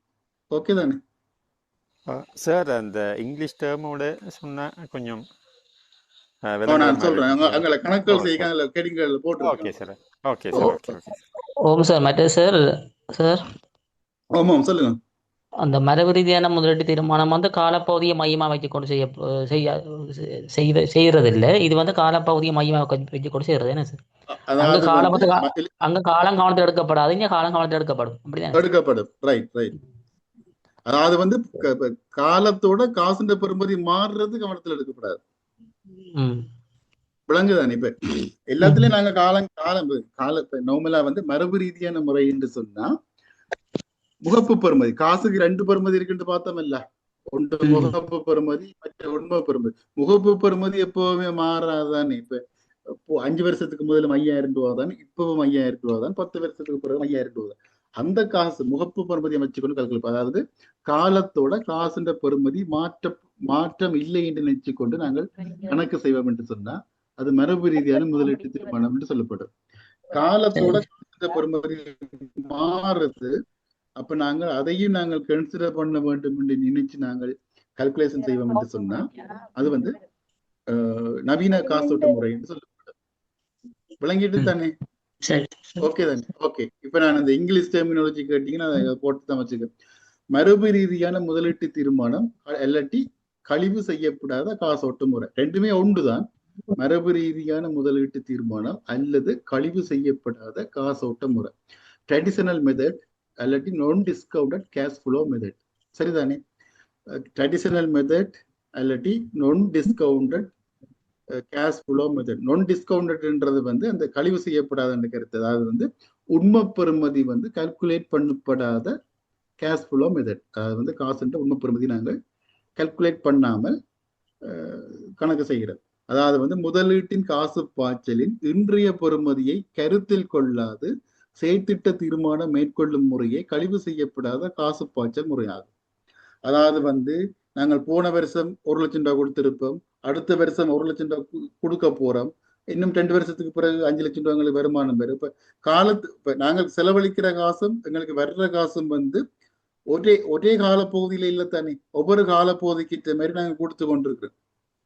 அப்ப காலப்பகுதி ஒன்றா இல்லாட்டிலும் இந்த காசுன்ற பெறுமதி ஒன்றா நினைச்சு கொண்டு நாங்கள் கணக்குகளை செய்வோம் என்று சொன்னா அது வந்து மரபு ரீதியான முறை என்று சொல்லப்படும். அதாவது முதலீட்டின் காசு பாய்ச்சல் இன்றைய பெறுமதி. இப்ப இன்றைய பெறுமதி நாங்கள் கால்குலேட் பண்ணி போட்டு வந்து நாங்கள் கணக்கு உங்களுக்கு இது பாசிச்சிங்கன்னா உங்களுக்கு இன்னும் கூட விளங்கும். இப்ப போன வருஷம் என்னட்ட கிடந்த 1 லட்சம் ரூபாவும் இப்ப இருக்கிற 1 லட்சம் ரூபாவும் வேற. ஏன்னு சொன்னா நான் போன வருஷம் என்கிட்ட இருந்த 1 லட்சம் ரூபாவை நான் பேங்க்ல வட்டிக்கு போட்டிருந்தேன் சொன்னா அது வந்து இப்ப சில வேளை 1,20,000 ரூபாய் மாறி இருக்கு. ஆனா இப்ப என்னட்ட 1 லட்சம் ரூபாய் இருக்குன்னு சொன்னா அப்போ ரெண்டையும் ஒப்பிடணும் சொன்னா என்ன, ரெண்டுக்குமே இன்றைய பெறுமதியை நான் கால்குலேட் பண்ணணும். இப்ப இருக்கிற 1 லட்சம் சொன்னா அது இப்போ 1 லட்சம், இன்றைய பெறுமதி 1 லட்சம். ஆனா போன வருஷம் என்னட்ட இருந்த 1 லட்சம் என்று சொன்னா அது இன்றைய பெறுமதி என்று சொன்னா அது நான் பேங்க்ல சாதாரணமா பேங்குண்ட வட்டி வீதம் என்ன போகுதோ அந்த வட்டி வீதத்துக்கு ஏற்ற மாதிரி நான் கால்குலேட் பண்ணி இன்றைய பெறுமதியை நான் காணுவேன் என்று சொன்னா அது வந்து 1,20,000 ரூபாய் பெறுமதியா இருக்கும். நம்ம ரெண்டையும் ஒப்பிட்டா ரெண்டுமே ஒரே பெறுமதி இல்லை. அதே மாதிரி என்னட்டு இப்போ 1 லட்சம் ரூபாய் காசு இருக்குன்னு சொன்னா அது 2 வருஷத்துக்கு பிறகு எனக்கு இன்னும் ஒரு 1 லட்சம் ரூபாய் வரும் என்று சொன்னா 2 வருஷத்துக்கு பிறகு வார 1 லட்சம் ரூபாவும் என்னட்டு இப்ப இருக்கிற 1 லட்சம் ரூபாவும் சமனோ இல்லை. ஏன்னு சொன்னா என்னட்டு இப்ப இருக்கிற 1 லட்சம் ரூபாய் நான் பேங்க்ல விட வட்டிக்கு போட்டேன்னு சொன்னா அது சில வேளை 2 வருஷத்துக்கு பிறகு 1,50,000 ரூபாய் மாறிவிடும். ஆனால் 2 வருஷத்துக்கு பிறகு வரப்போற 1 லட்சம் ரூபாய் வந்து அது அதே பெறுமதி தானே. அப்ப அந்த பேங்க் வட்டி வீதத்தோடு நாங்கள் கால்குலேட் பண்ணி இன்றைய பெறுமதியை நாங்கள் செய்யாமல் நாங்கள் இந்த முகப்பு பெறுமதியை மட்டும் வச்சு கொண்டு நாங்கள் கல்குலேஷன்கள் செய்கிறது வந்து ட்ரெடிஷனல் மெத்தடா இருக்கும். இது விளங்கிட்டோம் இல்லையா? உங்களுக்கு விளங்குதா? வேற டவுட் இருந்தா கேளுங்க. இதுல வந்து மிக மிக முக்கியமான செக்டர். வடிவா வழங்கிட்டு கணக்குகள் செய்ய கன்ஃபியூஸ் ஆக மாட்டீங்க சார். அந்த வட்டி வீதம் என்று சொன்னீங்க தானே சார், அது ஒருக்கா அதாவது இப்ப நான் என்ன சொல்ல வரேன்னு சொன்னா, உங்கள்கிட்ட ஒரு வருஷத்துக்கு முதல் 1 லட்சம் ரூபாய் காசு இருக்கு, சரிதானே? 1 லட்சம் ரூபாய் காசு இருந்தது, சரிதானே? இப்ப இன்னும் ஒரு 1 லட்சம் ரூபாய் காசு இப்ப கையில வச்சிருக்கிறீங்க. முதலும் 1 லட்சம் ரூபாய் காசு இருந்தது. இந்த மரபு ரீதியான முறையில என்ன, அந்த 1 லட்சம் ரூபாய் பெறுமதியும் இந்த 1 லட்சம் ரூபாய் பெறுமதியும் ஒன்று நினைச்சு கொண்டுதான் நாங்க கால்குலேஷன்கள் செய்வோம். ஆனால் உண்மை பெறுமதி என்று சொல்லி நாங்க பாக்குற நேரம் அந்த 1 லட்சம் ரூபாவும் காலம் வேற தானே. அந்த 1 லட்சம் ரூபாவும் இந்த 1 லட்சம் ரூபாவும் சமன் இல்லை. நாங்கள் அதுக்கு நாங்க என்ன செய்வோம், இப்ப வெவ்வேறு காலப்பகுதியில வர காசுகள பெறுமதியை நாங்கள் ஒப்பிட்டு பார்க்கணும் என்று சொன்னா எல்லாத்தையும் இன்றைய பெறுமதிக்கு மாத்தி போட்டு தான் ஒப்பிடலாம். இப்போ போன வருஷம் எனக்கு உங்கள்ட்ட நீங்க வச்சிருந்த 1 லட்சம் ரூபாய் இன்றைய பெறுமதியை நீங்க மாத்த போறீங்க என்று சொன்னா அதுக்கு நீங்கள் பேங்கிட்ட சராசரியா பேங்க்ல எவ்வளவு வட்டி வீதம் போகுமோ அந்த வட்டிக்கு ஏற்ற மாதிரி நீங்க வட்டியை கால்குலேட் பண்ணி ஒரு வருஷத்துக்கு நீங்க வட்டியை போட்டு பாத்தீங்கன்னு சொன்னா அது 1,20,000 ரூபாய் வந்திருக்கு. அப்ப ஆனா இப்ப நீங்க வச்சிருக்கிற காசு தொடர்ந்து 1 லட்சம் ரூபாய் இருக்க போகுது. அப்ப போன வருஷம் நீங்க வச்சிருந்த காசு பெறுமதி உங்களுக்கு கூடவா இருந்திருக்கு. அதுக்கு நீங்க வட்டி போட்டு கால்குலேட் பண்ணி பார்க்கணும். இது விளங்குதா உங்களுக்கு? அதாவது இப்ப நார்மல் இதுல நீங்க சிம்பிளா யோசிங்க, காலத்து வேற கால பகுதியில காசுன்ற பெறுமதி வேறுபடும். அதுதான் உண்மை பெறுமதின்னு சொல்லுவோம். சார் நான் இப்படி விளங்குறேன் சார், சுருக்கமா பிராக்டிகலா. 3 வருஷத்துக்கு முன்ன 1 பவுண்ட் தங்கம் 1 லட்சம் ரூபா, இப்ப 3 லட்சம் ரூபா. இப்ப இருக்கிற இந்த 3 லட்சம் ரூபாவும் அப்ப இருந்த 1 லட்சம் ரூபாவும் சமன். ஆனா முகப்பு பெறுமதி 3 லட்சம் என்கிட்ட இருந்தாலும் இப்ப இருக்கிற இந்த 3 லட்சத்துல உண்மையான பெறுமதி அன்றைய பெறுமதியோட ஒப்பிடக்கொள்ள 1 லட்சம் அல்லது அன்றைய 1 லட்சம் இன்றைய 3 லட்சம். ஓகே, அவ்வளவுதான். சிம்பிளா நீங்க விளங்கிட்டீங்க. ஓகே, மற்ற விளங்கியிலன்னு சொன்னா யாரும் கேளுங்க. இது ஓகே தான், இவர் சொன்னது விளங்கிட்டான் உங்களுக்கு. இதுல ஏதாவது டவுட் இருந்தா கேளுங்க, இல்லாட்டி நாங்க கணக்கு செய்து போட்டு திரும்ப வர விளங்கும். நீங்களுக்கு திரும்ப ஒருக்கா வாசிச்சு விளங்கிக்கொள்ள ட்ரை பண்ணுங்க. டவுட் இருந்தா கேளுங்க, நான் ஸ்பீடா போடணும் தெரியல. டவுட் இருந்தா கேளுங்க. இவ்வளவு நாங்கள் இந்த 6 விதமான மெத்தட் தான் கணக்கு செய்ய போறோம். இந்த பேசிக் கான்செப்ட் நீங்க விளங்கி கொண்டீங்க என்று சொன்னா அங்கால கணக்குகள் செய்கிறது சரியான சுகமா இருக்கும். அல்லாட்டி நீங்க கணக்குகள் செய்கிற நேரம் கொஞ்சம் கன்ஃபியூஸ் ஆயிடுவீங்க. நாங்க இது திரும்பவும் இருக்கா நாங்க இதை படிப்போம். ஏன்னு சொன்னா இது மிக மிக முக்கியமானது. இப்ப கேஸ் ஸ்டடி என்று வந்தா அதுல இந்த முதலீட்டு தீர்மானங்கள் மிக முக்கியமானது. அதுலயும் இந்த பேசிக் கான்செப்ட், அதாவது முகப்பெறுமதி உண்மை பெறுமதி, இது ரெண்டும் கட்டாயம் நீங்க விளங்கி கொள்ள வேணும். அதுல நீங்க விளங்கி கொள்றதுக்கு ஒன்றுதான் இருக்கு. அதாவது காலத்துக்கு ஏற்ற மாதிரி காசுன்ற பெறுமதி மாறும். அது உண்மை பெறுமதி என்று சொல்லுவோம். முகப்பெறுமதி அதாவது காசுல 5,000 ரூபான்னு எழுதி இருந்தா 5,000 ரூபாய் அது மாறாதானே. அது இத்தனை வருஷத்துக்கு பிறகு 5,000 ரூபாய் தான், இப்பவும் 5,000 ரூபாய் தான், 5 வருஷத்துக்கு முதலும் 5,000. அது முகப்பெறுமதி. உண்மை பெறுமதி காலத்துக்கு காலம் மாறும். சரிதான். இப்ப எவ்வாறு சொன்ன மாதிரி பவுனுண்ட விலையோட ஒப்பிட்டு பார்த்தா அப்போ ஒரு பவுன் செலவில் 1 லட்சம் ரூபாய் இருக்கலாம். இப்ப ஒரு பவுன் 3 லட்சம் ரூபாய் இருக்கலாம். அப்போ அந்த அப்பத்தே 1 லட்சமும் இப்பத்தே 3 லட்சமும் சமன். அவ்வளவுதான், சிம்பிள். அதே மாதிரி இப்போ 1 லட்சம் ரூபாய் பவுன் என்று சொன்னா எதிர்காலத்துல பவுன் 5 லட்சம் என்று சொன்னா எதிர்காலத்து 5 லட்சம் ரூபாவும் இப்பத்தே 1 லட்சம் ரூபாவும் சமன். என்னன்னு சொன்னா ரெண்டுக்குமே நான் ஒரு பவுனத்தனை வேண்டக்கூடிய மாதிரி இருக்கு, ஒரே பொருளத்தனை வேண்டக்கூடிய மாதிரி இருக்கு. 5 வருஷத்துக்கு முதல் 1 லட்சம் ரூபாய்க்கு ஒரு பவுனத்தன் வேண்டினோம் என்று சொன்னா இப்ப நாங்கள் 3 லட்சம் ரூபாய் கொடுத்து அந்த பவுனை ஒரு பவுனத்தை வேண்டுறோம் என்று சொன்னா 5 வருஷத்துக்கு முதலும் ஒரு பவுன் வேண்டி இருக்கிறோம், இப்பவும் நாங்கள் ஒரு பவுனத்தை வேண்டி இருக்கிறோம். அப்ப நாங்கள் ஒரு பவுன் வேண்டதுக்காண்டி 1 லட்சம் ரூபாய் செலவழிச்சிருக்கிறோம், இப்ப நாங்கள் ஒரு பவுன் வேண்டதுக்காண்டி 3 லட்சம் ரூபாய் செலவழிச்சிருக்கிறோம் என்று சொன்னா அந்த 1 லட்சமும் இந்த 3 லட்சமும் சமன். இதுதான் சிம்பிள் தியரி. அப்ப காசுன்ற பெறுமதி நாங்கள் இது 3 லட்சம் அது 1 லட்சம் என்று சொன்னா அது உண்மை பெறுமதி ரெண்டுமே சமன். முகப்பு பெறுமதி தான் வித்தியாசப்படுது, முகப்பெறுமதி வித்தியாசப்படுது, உண்மை பெறுமதி சமனா இருக்கு. இது விளங்கிட்டா உங்களுக்கு? விளங்காட்டி நீங்க போன் நம்பர் இருக்கு இதுல நீங்க கேட்கலாம், இப்பவும் கேட்கலாம். சொல்லுங்க. ஓகே தானே? ஓகே சார் கால்குலேட்டர் எல்லாம் பண்ணுவாங்களா? இல்ல, நீங்க மடக்க வாய்ப்பாடு தான் கொண்டு போகணும். மடக்க வாய்ப்பாடுல இருந்து எப்படி கால்குலேஷன் செய்கிறேன்ல நான் சொல்லி தருவேன். கால்குலேட்டரை அலோவ் பண்ண மாட்டாங்க. Okay okay. மற்றது திரும்பல் அளித்தல் காலமுறை, சரிதானே? திரும்பல் அளித்தல் காலமுறை வந்து பே பேக் பீரியட் என்று சொல்லுவோம், பே பேக் பீரியட் முறை என்று சொல்லுவோம். இது வந்து என்னன்னு சொன்னா, செயற்திட்டம் ஒன்றில் முதலிட்ட தொகையை எவ்வளவு காலத்தில் மீள பெற்றுக் கொள்ளலாம் என்பது திரும்பல் அளித்தல் காலமாகும். இத்திரும்பல் அளித்தல் காலத்தின் அடிப்படையில் முதலீட்டு தீர்மானத்தை மேற்கொள்ளுதல் திரும்பல் அளித்தல் கால முறையாகும். அதாவது வந்து திரும்பல் அளித்தல் கால முறை என்ற என்னன்னு சொன்னா, நான் 10 லட்சம் ரூபாய் காசை வந்து நான் செயற்திட்டத்துல முதலிடுறேன் என்று சொன்னா, அந்த காசை எவ்வளவு காலப்பகுதியில நான் திரும்ப எடுக்கலாம் என்று பாக்குறது தான் இந்த திரும்பல் அளித்தல் கால முறை. சரி, நான் இப்ப 3 செயல் திட்டத்துல முதலிட போறேன் வைப்பேன். நான் வந்து ஒரு தோட்டம் செய்ய போறேன், 10 லட்சம் ரூபாய் தோட்டத்துக்குள்ள போடுறேன். தோட்டத்துக்குள்ள போடுறதால அந்த 10 லட்சம் ரூபாவை நான் 5 வருஷத்துல எடுக்கலாம் என்று வைப்பேன். 5 வருஷத்துக்கு போறேன் எடுக்கலாம். அதே 10 லட்சம் ரூபாய் கொண்டு போய் நான் பேன் ஒன்று வேண்டி ஹயரோட போறேன் என்று சொன்னா, நான் வந்து அதை 3 வருஷத்துல திரும்ப எடுக்கக்கூடிய மாதிரி இருக்க வேண்டும் வைப்பேன். அதே 10 லட்சம் ரூபாய் கொண்டு போய் நான் தொழிற்சாலை ஒன்று ஆரம்பிச்சு உற்பத்தி ஒன்று ஆரம்பிச்சு விற்பனையை மேற்கொள்ள போறேன் என்று சொன்னா, அதே 10 லட்சம் ரூபாய் நான் 2 வருஷத்துல எடுக்கக்கூடிய மாதிரி இருக்குன்னு வைப்பேன். அப்ப இந்த 3 செயல் திட்டத்திலே எந்த செயல் திட்டம் சிறந்த செயல் திட்டம்? எவ்வளவு விரைவா நான் அந்த காசை மீள பெற்றுக் கொள்ள முடியுமோ அதுதான் சிறந்த செயல் திட்டம். அதை கால்குலேட் பண்ற அந்த மெத்தட் தான் திரும்பல் அளித்தல் கால முறை என்று சொல்லுவோம், பே பேக் பீரியட் என்று சொல்லுவோம். இது வந்து மரபு ரீதியான முறையா இருக்கிறபடியா நாங்கள் வந்து இதுல வந்து காசுண்ட உண்மை பெறுமதியை நாங்கள் கால்குலேட் பண்ண மாட்டோம். அதாவது வந்து முகப்பு பெறுமதியை மட்டும் வச்சுக்கொண்டு நாங்கள் கணக்கு செய்வோம். சரிதானே? இது விளங்கிட்டா? மரபு ரீதியான முறை என்றபடி இது மரபு ரீதியான முறைக்குள்ள வர்றபடியா நாங்கள் வந்து காசுண்ட உண்மை பெறுமதியை நாங்கள் கால்குலேட் பண்ண மாட்டோம். முகப்பு பெறுமதி இப்ப காலத்தோட காசுண்ட பெறுமதி மாறையில என்ற ஒரு எடுகோளோட நாங்கள் கால்குலேட் பண்ணுவோம். சரிதானே? இதுதான் திரும்பல் அளித்தல் காலமுறை. நாங்கள் கணக்குகள் செய்கிற நேரம் கணக்குகளை இருக்க செய்து போட்டு நாங்கள் இங்க முன்னுக்கு வந்து இந்த இதுகளை படிச்சோம் என்று சொன்னா உங்களுக்கு கூட விளங்கும்.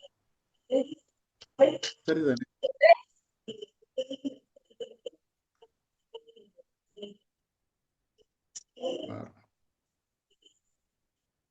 சரி, கணிப்பீடு முறை. அதாவது வந்து திரும்பல் அளித்தல் கால முறையை வந்து நாங்க கணிப்பிடுறதுக்கு வந்து அதுல வந்து ஒரு எடுகோல் ஒன்று எடுப்போம். சீரான காசு உட்பாய்ச்சல் இருக்கிற காலப்பகுதியில எப்படி கால்குலேட் பண்றது, சீரற்ற காசு உட்பாய்ச்சல் இருக்கிற காலத்துல எப்படி கால்குலேட் பண்றான்னு எடுப்போம். இப்ப நார்மலா வந்து நாங்கள் 10 லட்சம் ரூபாய் காசு முதல் போடுறோம் என்று சொன்னா ஒவ்வொரு வருஷமும் ஒரே அளவான வருமானம் வரும்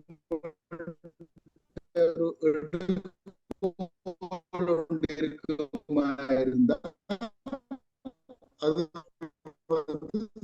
சீரான காசு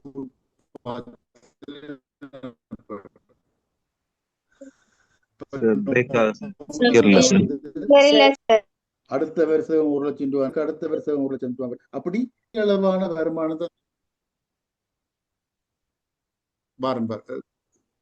கிளியரா இருக்கும். இப்ப கதைக்கிறது கிளியரா இருக்கும், விளங்குதோ? ஹலோ, கொஞ்சம் பிரச்சனையா இருக்கு. இது கணிப்பிடு முறை தானே? Okay okay. அந்த அது வந்து திரும்பல் அளித்தல் கால முறையை கணிப்பிடும் முறை வந்து ஒரு எடுகோளோட எடுத்து சீரான காசு உட்பாய்ச்சல் என்ற ஒரு எடுகோளோட எடுத்து இப்ப 2 முறையில இருக்கு. சீரான காசு உட்பாய்ச்சல், சீரற்ற காசு உட்பாய்ச்சல். சீரான காசு உட்பாய்ச்சல் என்று என்னன்னு சொன்னா, எதிர்வரும் காலங்கள்ல வந்து எல்லா வருஷமும் ஒரே மாதிரியான லாபம் எங்களுக்கு வரும் என்று நாங்கள் ஒரு எடுகோளோடு எடுத்து கணக்கு செய்வோம் என்று சொன்னா அது வந்து சீரான காசு உட்பாய்ச்சலுக்கு உட்பட்ட கணக்கா இருக்கு. இப்ப இதா இருக்கு. இப்ப நார்மலா நாங்க 10 லட்சம் ரூபாய் முதலிடுறோம், ஒரு முதலிட்டு நாங்க கடை ஒன்று ஆரம்பிக்கிறோம். முதலாவது வருஷம் கடையால வந்து 1 லட்சம் ரூபாய் வருமானம் பெறுது, 2வது வருஷம் 1 லட்சம் ரூபாய் வருமானம் பெறுது, 3வது வருஷம் 1 லட்சம் ரூபாய் வருது, 4வது 5வது அப்படி எல்லா வருஷங்களும் வந்து ஒரே அளவு வருமானம் வருதுன்னு சொன்னா சீரான காசு உட்பாய்ச்சல் என்று சொல்லுவோம். சரிதானே? அப்ப பாருங்க, முதலீட்டிலான காசு உட்பாய்ச்சல் ஒவ்வொரு வருடமும் சமனாக கிடைக்கும் போது அதனை சீரான காசு உட்பாய்ச்சல் எனப்படும். சரிதானே? அப்ப நீங்க இது கூட கேள்விக்கு வரலாம். இப்ப நீங்கள் கீழே ஸ்ட்ரக்சர் கேள்வி தானே, சீரான காசு உட்பாய்ச்சல் என்றால் என்ன என்று சொல்லி விளங்கப்படுத்த சொல்லி வரலாம். அது 2 பேர்ல இவ்வளவு மொழிதான் சரி. இங்க வந்து நீங்கள் இது ஒன்று கட்டுற கேள்வி இல்லை தானே, இது 1 மணித்தேல பேப்பர் தானே. அப்ப முதலீட்டிலான காசு உட்பாய்ச்சல் ஒவ்வொரு வருடமும் சமனாக கிடைக்கும் போது அதனை சீரான காசு உட்பாய்ச்சல் என்பர். அதாவது வந்து மீளளித்தல் காலம் வந்து வருடத்துல நாங்க கால்குலேட் பண்ணுவோம். முதலீட்டை வந்து வருடாந்த காசு உட்பாய்ச்சலால பிரிச்சிங்கன்னு சொன்ன எவ்வளவு எத்தனை வருடம் மட்டும் வரும். சரிதானே? நாங்க கீழே கால்குலேட் பண்ணி காட்டுறேன். மீளளித்தல் காலம் எத்தனை வருஷத்துல வந்து நாங்கள் காசு எடுக்க போறோம் என்று கால்குலேட் பண்றது வந்து ஆரம்ப முதலீடு ஒவ்வொரு வருடமும் காசு வரும் தானே. அது நீங்கள் வருடாந்த காசு உட்பாய்ச்சலால பிரிச்சிங்கன்னா வரும். நான் கால்குலேட் பண்றது நான் அடுத்த இதுல காட்டுறேன். இதான் சமன்பாடை நீங்க ஞாபகம் வச்சுக்கொள்ளுங்க. இதுல வந்து முக்கியமா வந்து சமன்பாடுகள் ஞாபகத்துல வச்சிருக்கணும். மீளளித்தல் கால வருடங்கள்ல கால்குலேட் பண்ணுவோம். முதலீட்டை வந்து வருடாந்த காசு உட்பாய்ச்சலால வந்து நீங்க பிரிக்க வேணும். சரிதானே? இப்ப நோமலா நாங்கள் வந்து 10 லட்சம் ரூபாய் முதலிடுறோம். வருஷம் 1 லட்சம் ரூபாய் எங்களுக்கு வருமானம் பெறுது என்று சொன்னா நீங்கள் முதலீட்டை மீள போடுறதுக்கு எத்தனை வருஷம் செல்லும்? 10 வருஷம் செல்லும். ஓகே தானே? இது சிம்பிள் கணக்கு. சிம்பிள். இது உங்களுக்கு தெரியும். அடுத்தது வந்து சீரற்ற காசு உட்பாய்ச்சல். இப்ப இதுதான் கொஞ்சம் சிக்கல். அது பிரச்சனை இல்லை. அதாவது அப்படின்னு சொன்னா ஒவ்வொரு வருஷமும் ஒவ்வொரு விதமான வருமானம் பெறுதுன்னு. இப்ப முதல் வருஷம் 1 லட்சம், 2வது வருஷம் 2 லட்சம், 3வது வருஷம் 2.5 லட்சம், அப்படி வேற அமௌண்ட்டுகள் வருதுன்னு சொன்னா அதுக்கு வந்து இந்த சமன்பாடு பயன்படுத்தணும். மீளளித்தல் காலம் வருடத்துல அது முழுமையான வருடங்கள் பிளஸ் நிலுவைத் தொகையை அடுத்த வருஷ காசு பத்திரால பிரிக்கிறது. இப்ப அது நாங்க செய்து காட்டுறோம் உங்களுக்கு. முழுமையான நோம்பலா முதலாவது வருஷம் 1 லட்சம் ரூபாய் வருது. 10 லட்சம் ரூபாய் முதல் போடுறோம். முதலாவது வருஷம் 1 லட்சம் ரூபாய் வருது, 2வது வருஷம் 2 லட்சம் ரூபாய் வருது, 3வது வருஷம் 1.5 லட்சம் ரூபாய் வருது என்று சொன்னா எல்லாத்தையும் கூட்டி கூட்டி கூட்டி கூட்டி பார்த்து கொண்டு மீளளித்தல் இந்த போட்ட முதல்ல இருந்து கழிச்சு கொண்டு வரணும். கழிச்சு பார்க்கிற நேரம் வந்து நிலுவைத் தொகை இருக்கு தானே. இப்ப கடைசியா வந்து அந்த 5வது வருஷம் வந்து இந்த அப்படி 5வது வருஷம் வந்து ஒரு 1.5 லட்சம் ரூபாய் வரும்போது நாங்க எதிர்பார்த்தோம் என்று சொன்னா இந்த 10 லட்சம் ரூபாய் வர்றதுக்கு இன்னும் எவ்வளவு காசு கிடையாது. நான் உங்களுக்கு இது கால்குலேட் பண்ணி காட்டுக்கேன்னு விளங்கும். இதுதான் சமன்பாடு. இதை ஞாபகம் வச்சுக்கொள்ளுங்க. இல்லை உங்களுக்கு இதை பாடமாக்கி வச்சுக்கொள்ளுங்க. உங்களுக்கு நான் கால்குலேஷன் செய்து காட்டேக்கு இது உங்களுக்கு கூட விளங்கும். சரிதானே? இதுல டவுட் இருக்கு உங்களுக்கு? அதாவது வந்து எதிர்காலத்துல வர்ற அந்த வருமானம் வந்து ஒவ்வொரு வருடமும் சீரற்ற முறையில சொன்னா நீங்க இந்த சமன்பாடு தான் போட வேணும். இப்ப நீங்க நான் உங்கள்ட்ட கேட்கிற கேள்வி வந்து 10 லட்சம் ரூபாய் நாங்க முதல் போடுறோம். முதலாவது வருஷம் 1 லட்சம் ரூபாய் வருது, 2வது வருஷம் வந்து 2 லட்சம் ரூபாய் வருமானம் வருது, 3வது வருஷம் வந்து 5 லட்சம் ரூபாய் வருமானம் வருது, 4வது வருஷம் வந்து 4 லட்சம் ரூபாய் வருமானம் வருது, 5வது வருஷம் வந்து 3 லட்சம் ரூபாய் வருமானம் வருதுன்னு சொன்னா 10 லட்சம் ரூபாய் மீள போடுறதுக்கு உங்களுக்கு எவ்வளவு காலம் தேவை? யாரும் கால்குலேட் பண்ணக்கூடிய மாதிரி இருந்தா ஒரு கால்குலேட் பண்ணி கூட ஆன்சர் சொல்லுங்க. கொஞ்சம் அமௌண்ட திருப்பி சொல்லுங்க சார். நான் சொல்றேன். ஓகே, நீங்க நோட் பண்ணிக்கொள்ளுங்க. சரி, 10 லட்சம் ரூபாய் நாங்க முதலிடுறோம். சரிதானே? முதலாவது வருஷம் 1 லட்சம் ரூபாய் வருமானம் வருது. சரிதானே? நானும் சரிதானே? 2வது வருஷம் வந்து 2 லட்சம் ரூபாய் வருமானம் வருது, 3வது வருஷம் வந்து 5 லட்சம் ரூபாய் வருமானம் வருது, 4வது வருஷம் 4 லட்சம் ரூபாய் வருமானம் வருது, 5வது வருஷம் வந்து 3 லட்சம் ரூபாய் வருமானம் வருது. அப்ப 10 லட்சம் ரூபாவை அவர் மீளப்படுறதுக்கு எத்தனை வருஷங்கள் தேவை? 3.5 வருஷம் சார். 3.5 வருஷம். சரியா? வடிவ கால்குலேட் பண்ணி பாருங்க. இல்ல சார், 4.5 வருஷம். இல்ல சார், அப்படி வராது. 3.5 வருஷம். எதை வச்சு கொண்டு பாக்குறீங்க? சார் கணக்குகள் செய்வோம். இது தேடிதானே படிப்பிக்கிறேன். ஓகே தானே இப்ப சார் அதுல வந்துட்டு முதல் 3 வருஷத்தின் சார் 8 லட்சம் ரூபாய் காசு வந்துடும். ஓகே. அதுக்கு பிறகு மீதி 2 லட்சம் ரூபாய் காசு நமக்கு வர வேண்டியிருக்குது. அந்த காசை வந்துட்டு அடுத்த வருஷம் நம்மளுக்கு வர அந்த காசு பாய்ச்சலோட பிரிக்கணும். பிரிச்சு பார்த்தோம்னு சொன்னா அந்த மாதத்துக்கு வரும் எத்தனை மாசம் சொல்லி வரும். அப்ப முழுமையான வருடங்கள் 3 வருடங்கள் முழுமையான வருடங்களாகவும் அங்கால அந்த 2 லட்சம் ரூபாய் காசை நம்ம அந்த அடுத்த வருட காசு பாய்ச்சல பிரிச்சு வர அமௌண்ட் வந்துட்டு அந்த மாதங்கள்ல பிரிச்சு வர. இப்ப நீங்க வருடம் படைக்க அதுல இன்னும் கவனிக்கணும். நீங்க தசமண்டு போடைக்க தசமண்டு போட்டு பிரிக்கிறக்க வந்து ஆல்ரெடி மாதத்துல போட போறீங்களா தசமண்டு போட போறீங்களான்னு யோசிக்கணும். என்ன தசமண்டு போடுறது வந்து அந்த அரை வருடம் இப்ப 3.5 வருடம் சொன்னா அது வேற 3 வருஷமும் 6 மாதமா இருக்கு. மாதத்துல கணக்கு போடுறதுக்கு நீங்க 3 வருடமும் 6 மாசம் வந்து போடணும். அல்லாட்டி 3.5 வருடங்கள் போடணும். அந்த விலங்குதான் நீங்க அதை நான் கணக்கு செய்யவும் உங்களுக்கு விலங்கு. இது தியரி தான் நான் படிப்பிக்கிறேன். ஓகே. அடுத்தது வந்து திரும்பல் அளித்தல் கால முறையின் அனுகூலங்கள். இப்ப இதுவும் கேட்பாங்க. சும்மா ஸ்ட்ரக்சர் கல்வி தானே பேரு. அதாவது வந்து திரும்பல் அளித்தல் கால முறை வந்து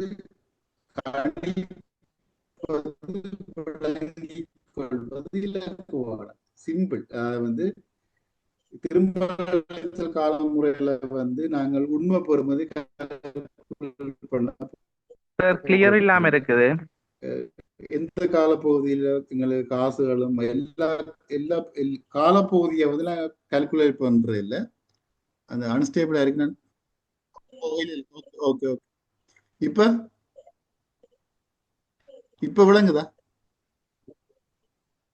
இப்ப கிளியரா? கதை இப்ப கிளியரா இருக்கா இல்லாட்டி விளங்குது இல்லையா?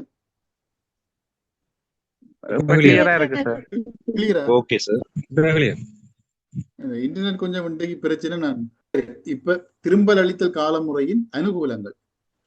திரும்பல் அளித்தல் கால முறை என்னென்ன நன்மைகள் இருக்குன்னு பார்ப்போம். அதுல வந்து முதலாவது கணிப்பது விளங்கிக் கொள்வது இலகுவானது. இது சிம்பிள். ஏன் என்று சொன்னா இதுல வந்து நாங்கள் அந்த உண்மை பெறுமதி கால்குலேட் பண்றது இல்லை.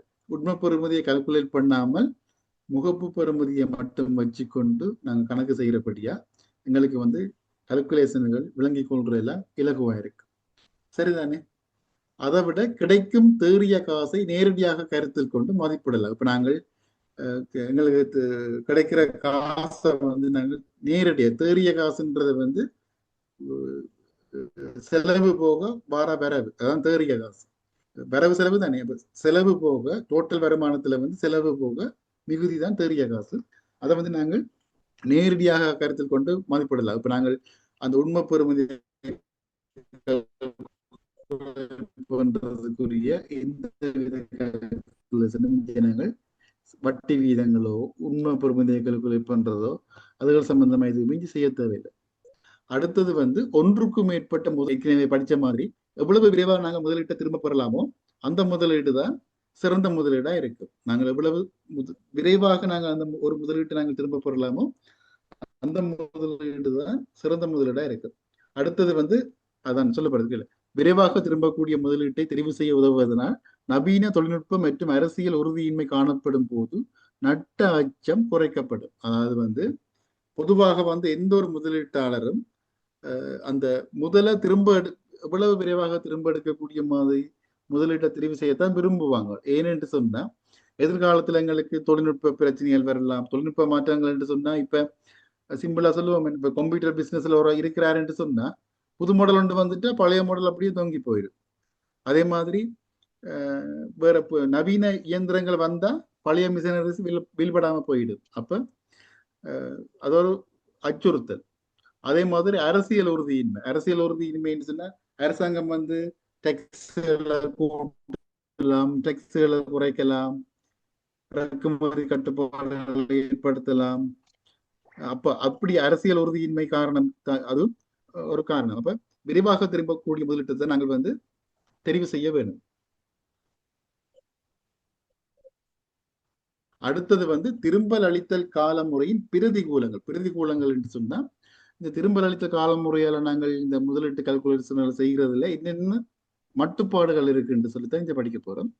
அதுல வந்து என்னன்னு சொன்னா பணத்தின் இன்றைய பெறுமதி கவனத்தில் கொள்ளப்படுவதில்லை. அதாவது வந்து பணத்தின் இன்றைய பெறுமதின்றது வந்து காலத்தோட வந்து பணத்தின் உண்மை பெறுமதி நாங்கள் கால்குலேட் பண்ணாம நாங்கள் இந்த அதால வந்து நாங்க பணத்தின் இன்றைய பெறுமதி கால்குலேட் பண்றோம் இல்லை. இப்ப எங்களுக்கு வந்து ஒரு வருஷத்துக்கு பிறகு வர காசு நீங்கள் அப்படித்தானே கால்குலேட் பண்ணீங்க. இப்ப அடுத்த வருஷம் பார காசு, அதுக்கு அடுத்த வருஷம் பார காசு, அதுக்கு அடுத்த வருஷம் பார காசு, மூன்றும் வேற வேற காலப்பகுதியில உங்களுக்கு காசு வருமானம் வந்தாலும் ஒன்றை தானே நீங்க கூட்டுறீங்க. அப்ப வந்து இந்த இன்றைய பெறுமதியை நீங்க கவனத்தில் கொள்ள இல்லை தானே. ஆனா அந்த கழிவு செய்யப்பட்ட காசு திரும்ப அளித்த காலம் என்று சொன்னா எல்லாத்தையும் ஒரே பெறுமதி ஒரே காலப்பகுதிக்குரிய பெறுமதியா மாத்தினா பிறகுதான் நீங்க கால்குலேட் பண்ண வேணும். சரிதானே. அப்ப இதுல வந்து என்னன்னு சொன்னா பணத்தின் இன்றைய பெறுமதி கவனத்தில் கொள்ளப்படவில்லை. இது வந்து ஒரு பெரிய ஒரு குறைபாடு இந்த திரும்ப அளித்த காலமுறையில். அடுத்தது வந்து முதலீடு திரும்பி வரும் காலம் ஒரு மதிப்பீடாகவே உள்ளது. இப்போ நோமலா வந்து நாங்கள் அடுத்த வருஷம் எனக்கு 1 லட்சம் ரூபாய் வருமானம் பெறும், அதுக்கு அடுத்த வருஷம் 2 லட்சம் ரூபாய் வருமானம் பெறும் என்று ஒரு எதிர்ப்பு கூறல் தானே. கட்டாயம் 1 லட்சம் தான் வருமானம் பெறும் சொல்லி சொல்ல இல்லாது. அது ஏன்னு சொன்னா பிறதானே. அப்போ நாங்கள் ஆரம்பத்தில் நாங்கள் இந்த இதெல்லாம் கணக்கிடைக்க நாங்கள் ஒரு தொழிற்சாலை ஒன்று ஆரம்பிக்கிறோம், விற்பனை செய்கிறோம் என்று பொருட்களை விற்பனை செய்கிறோம் என்று சொன்னா முதல் வருஷம் எனக்கு இவ்வளவு லாபம் பெறும், 2வது வருஷம் எனக்கு இவ்வளவு லாபம் இன்டர்நெட் கொஞ்சம் லாபம் பெறும் என்று சொல்லி ஒரு மதிப்பீடு வந்து ஒரு ஒரு ஒரு எதிர்ப்பு கூறல் தானே. அப்ப வந்து முதலீடு திரும்பி வரும் காலம் ஒரு மதிப்பீடாகவே உள்ளது. சரிதானே. அடுத்தது வந்து முதலீட்ட பணம் விரைவாக பெற்றுக்கொள்ளும் காலம் மட்டுமே கருத்தில் கொள்ளப்படுகிறது. மீள பெற்றதன் பின்னரான பெறுபேறுகள் கவனத்தில் கொள்ளப்படுவதில்லை. அதாவது வந்து நான் கதைக்கிற விளங்குதோ?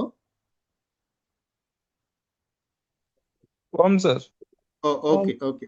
3வது முதலீட்ட பணம் விரைவாக பெற்றுக்கொள்ளும் காலம் மட்டுமே கருத்தில் கொள்ள. அதாவது நாங்கள் எவ்வளவு விரைவாக பணத்தை நாங்கள் மீள பெற்றுக் கொள்ளலாம்ன்றதை மட்டுமே நாங்கள் கன்சிடர் பண்றோமே தவிர மீள பெற்ற பிறகு அந்த காசை என்ன செய்ய போறோம், திரும்ப முதலிட போறோமா இல்லாட்டி நாங்க திரும்ப அந்த காசை வேற தேவைக்கு பயன்படுத்த போறோமா, அதுகள் சம்பந்தப்பட்ட கால்குலேஷன் இதுல வரையில தானே. அப்ப அது வந்து ஒரு பிரதிகூலமா இருக்குது. விளங்குதான் உங்களுக்கு. அதை வந்து நாங்கள் எவ்வளவு விரைவாக நாங்கள் காசை மீள போடலாம்னு பாக்குறோமே தவிர அந்த மீள வார காசை வந்து திரும்பவும் அந்த பிசினஸ்லயே முதலிட போறோமா இல்லாட்டி வேற ஒரு தொழில முதலிட போறோமா இல்லாட்டி நாங்க வேற ஏதாவது ஒரு தேவைக்கு பயன்படுத்த போறோமான்ற சம்பந்தமா இந்த கால்குலேஷன்ல எதுவுமே வரையில. அடுத்தது வந்து ஆரம்ப முதலீடும் காசு பாய்ச்சல மட்டுமே கருத்தில் கொள்ளப்படுகிறது, ஏனைய காரணிகள் கருத்தில் கொள்ளப்படவில்லை. அதாவது வந்து ஆரம்ப முதலீடு 10 லட்சம் ரூபாய் முதலிட்டோம்னா அந்த ஆரம்ப முதலீடு கருத்தில் கொள்ளப்படுது. அதை விட வந்து காசு பாய்ச்சல் சொன்னா என்ன, உட்காசு பாய்ச்சல் வெளிக்காசு பாய்ச்சல், இப்ப ரெண்டும் தான் கருத்து வார இது மட்டும்தான் கருத்து கொள்ளப்படுது. அதை விடவும் வேற இப்ப நார்மலா வேற காரணிகள் என்று சொல்ல போறது இங்க வந்து என்னன்னு சொன்னா லாப விகிதம் என்று சொல்றது வந்து முதலாவது வருஷங்களுக்கு 1 லட்சம் ரூபாய் காசு எங்களுடைய நிறுவனத்துக்குள்ள வந்தாலும் சில வேளை 2வது வருஷம் வந்து 2 லட்சம் ரூபாய் காசு எங்களுடைய நிறுவனத்துக்குள்ள வந்தாலும் முதலாவது வருஷத்துல அந்த 1 லட்சம் ரூபாய் காசு இதுக்குள்ள வந்து லாப பெர்சன்டேஜ் வந்து 2வது வருஷத்துல லாப பெர்சன்டேஜ் விட கூடி குறையலாம். அப்ப அந்த அப்படியான காரணிகள் மற்றது வருமானம் வேற வேற செலவுகள் அந்த அப்படியான இதில் மட்டும் நாங்கள் ஏனைய காரணிகள் இங்க கருத்தில் கொள்ளப்படவில்லை. அதாவது வந்து காசு பாய்ச்சல் மட்டும்தான் இங்க கருத்தில் கொள்ளப்படுது, தேறிய காசு பாய்ச்சல் தான் கருத்தில் கொள்ளப்படுகிறதே தவிர இந்த லாபம் நட்டம் அதுகள் ஒன்றும் இங்க கருத்தில் கொள்ளப்படையில. சரிதானே. அப்ப அதுக்கும் வந்து இது ஒரு பிரதிகூலமா தான் இருக்கு. இப்ப அதாவது நான் திரும்பவும் சொல்றேன்னு சொன்னா முதலாவது வருஷம் 1 லட்சம் ரூபாய் காசு உள்ளுக்கு வருது என்று சொன்னா அது லாப பெர்சன்டேஜ் செலவுல வேறையா இருக்கும். 2வது வருஷம் வந்து 2 லட்சம் ரூபாய் காசு வருது என்று சொன்னா அது லாப லாபத்தின் பெர்சன்டேஜ் அதுல எத்தனை வீதம் லாபம் என்று சொல்லி பாக்குறது அது வந்து வேறையா இருக்கு. சரிதானே. அப்ப காசு பாய்ச்சல் மட்டும்தான் இங்க கால்குலேட் பண்ண கவனத்தில் கொள்ளப்படுது. வேற காரணிகள் வந்து வட்டி வீதங்கள் மற்றது லாப பெர்சன்டேஜ் அந்த வரும் அதுகள் ஒன்றும் இதுல கால்குலேட் பண்ணப்படவில்லை. இதுல ஏதாவது டவுட் இருந்தா கேளுங்க. இது நான் திரும்பவும் முறுக்க நான் படிப்பேன் சொன்னா கொஞ்சம் முக்கியமான செக்ஷன். அரைவாசி பேருக்கு விளங்காது. இதுக்கு ஏற்கனவே கொமர்ஸ் படிச்சாக்கள் இல்லாட்டி அக்கௌண்ட்ஸ் படிச்சாக்களுக்கு கூட விளங்கும். மற்றாக்களுக்கு பயோமேட்ஸ் படிச்சாக்களுக்கு இதெல்லாம் விளங்காது. ஆனா சிம்பிள். நார்மலா நீங்கள் ஓஎல் கொமர்ஸ் படிச்சிருந்தா கூட ஓரளவுக்கு உங்களுக்கு இது விளங்கி கொள்ளக்கூடிய மாதிரி இருக்கும். பெரிய கஷ்டமே இல்லை. இல்ல ஏதாவது டவுட் இருக்கும் சார்? ஒரு பிராக்டிக்கல் டவுட் இருக்கு, கேட்கலாமா சார்?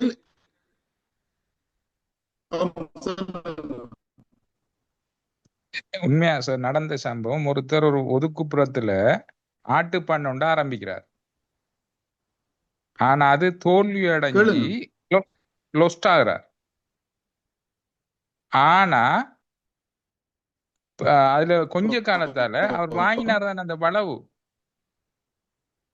அதுல நிறைய பெருமதி கூட்டி விற்கிறார்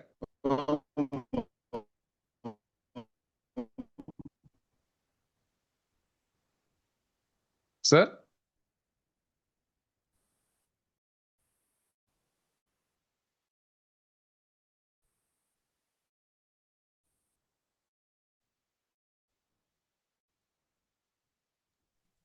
சார் ரெஸ்பாண்ட் இல்லை.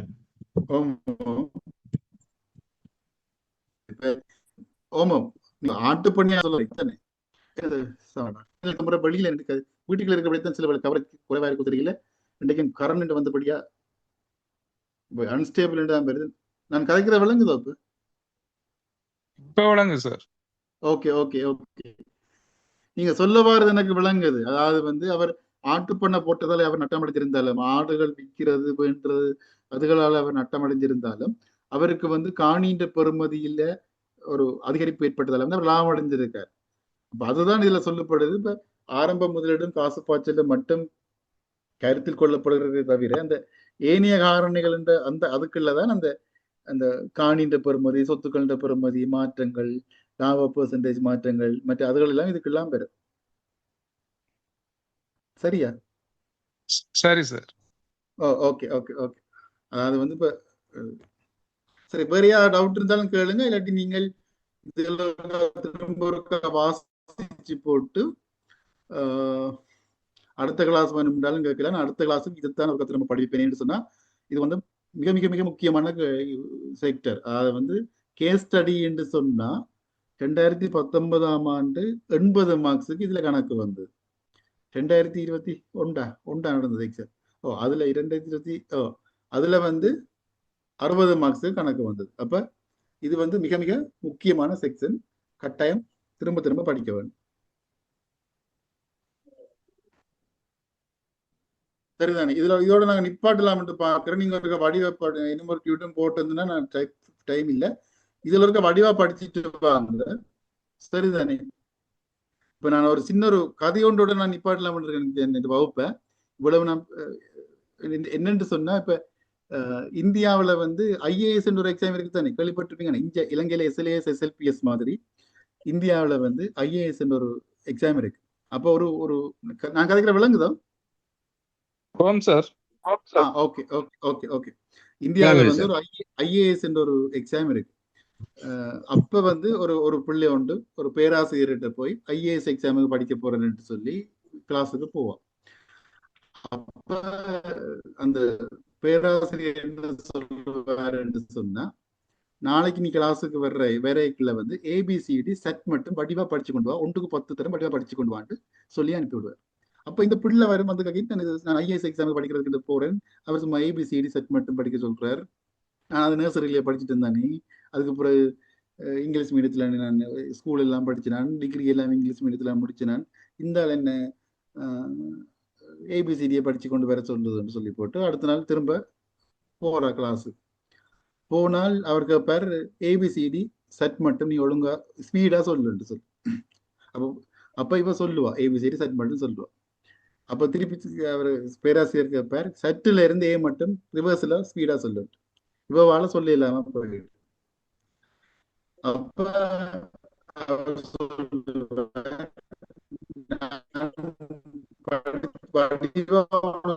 ABCD செட் மட்டும் படிச்சு கொண்டு வர சொன்னா நீ படிவா படிக்கல, திருப்பி வீட்டுல போயிட்டு நாளைக்கு கிளாஸ்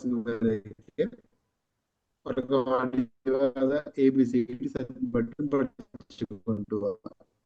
சார் விளங்க இல்ல திரும்ப வந்து வீட்டை வந்து சட்டில இருக்கையே மட்டும் படிச்சுக்கோ. கதைக்கிறது விளங்குது இல்லையா? கொஞ்சம் வெயிட் பண்ணுங்க, கவரேஜ் வரட்டு. இப்ப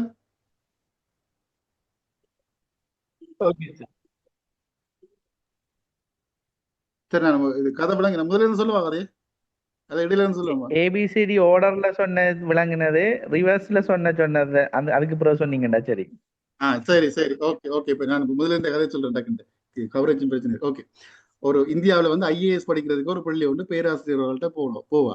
அப்ப போன உடனே பேராசிரியர் சொல்லுவார், நாளைக்கு நீ கிளாஸுக்கு வரைக்கும் வந்து ஏபிசிடியை வழியா படிச்சு கொண்டு வாங்க. இவருக்கு ஒரு டவுட் ஒன்று வந்துடும், என்னடா இது, நான் நர்சரியில இருந்து ஏபிசிடி படிக்கிறேன், இருந்தாலும் என்ன ஐஏஎஸ் கிளாஸுக்கு ஏபிசிடியை படிச்சு விட்டு வர சொல்லி கேட்கிறாரு. சரி என்று போட்டு எதுக்கும் ஏபிசிடி தெரியும் தான் நல்லா இருக்கு. அடுத்த நாள் கிளாஸுக்கு போவா. அப்ப அவர் சொல்லுவார் அடுத்த நாள் கிளாஸ்ல கேட்பார், உடனே நான் நேற்று ஏபிசிடி படிச்சு கொண்டு வர சொல்லி சொன்னான், படிச்சு கொண்டு வந்தீங்கன்னு கேட்பார்.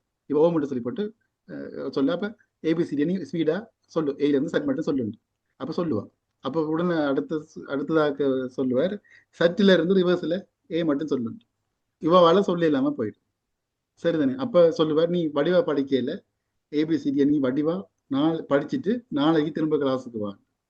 அப்ப திருப்பி இவ வீட்டுக்கு வந்து அந்த சட்டில இருந்து ஏ மட்டும் ரிவர்ஸ்ல சொல்ற மாதிரி அந்த பாடமாக்கிட்டு திரும்ப கிளாஸுக்கு போவார். அப்ப அந்த பேராசிரியர் கேட்பார், சரி சட்டில இருந்து ஏயில இருந்து சட் மட்டும் ஒன்றோட்ட ஒரு லெட்டரா சொல்லணும். இவால சொல்ல இல்லாம போயிடும். அப்ப அந்த பேராசிரியர் சொல்லுவார், நீ வடிவா படிக்கல, போய் வீட்டை போய் ஏபிசிடியை சட் மட்டும் தரலியா 10 தரம் வடிவா படிச்சுட்டு வாங்க. திருப்பி இவ வீட்டுக்கு வந்து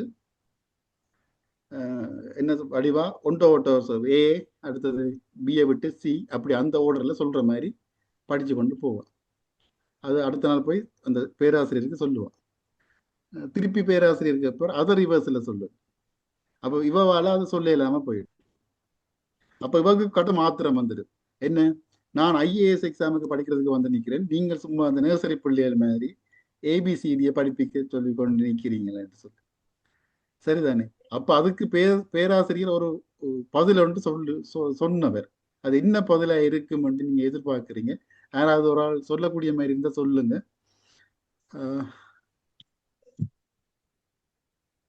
விளங்குதா? நான் கதை சொன்ன கதை விளங்கிட்டோ?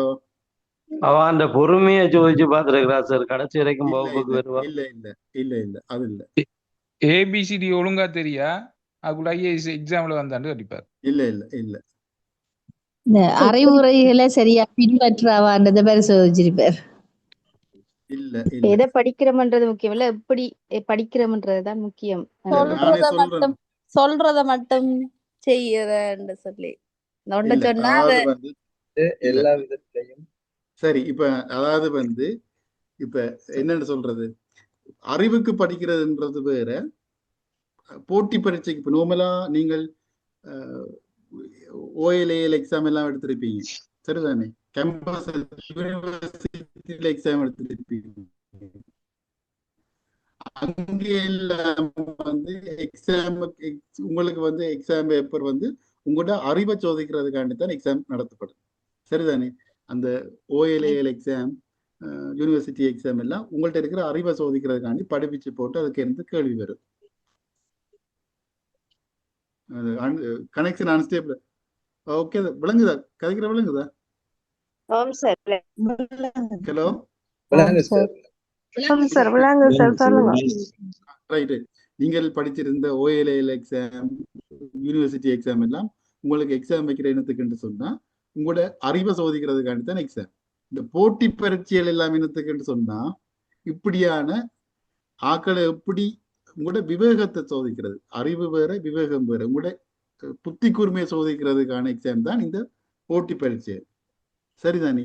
அப்ப அவ ஐஏஎஸ் எக்ஸாமுக்கு போயிருந்தாலும் அவருக்கு வந்து போட்டி பரீட்சைக்கு வந்து எப்படி படிக்கணும் என்று சொல்லி விளங்கப்படுத்துறதுக்காண்டித்தான் அந்த அந்த அப்படியான ஒரு ஏபிசிடி செட் மட்டும் தான் சொன்னா அவன் யோசனை என்ன, நான் சின்ன வயசுலயே படிச்சுட்டு இருந்தானே இதை போய் ஒரு இதா படிப்பிக்கிறாருன்னு சொல்லி அந்த அவ வந்து கன்சிடர் பண்ணி அதை படிக்கல. அப்ப போட்டி பரீட்சைக்கு எப்படி கேள்வி வரும், எப்படி ஆக்களை தட்டலாம், எப்படி ஆக்களை கன்ஃபியூஸ் பண்ணலாம் என்றுதானே கேள்வியல் வருது.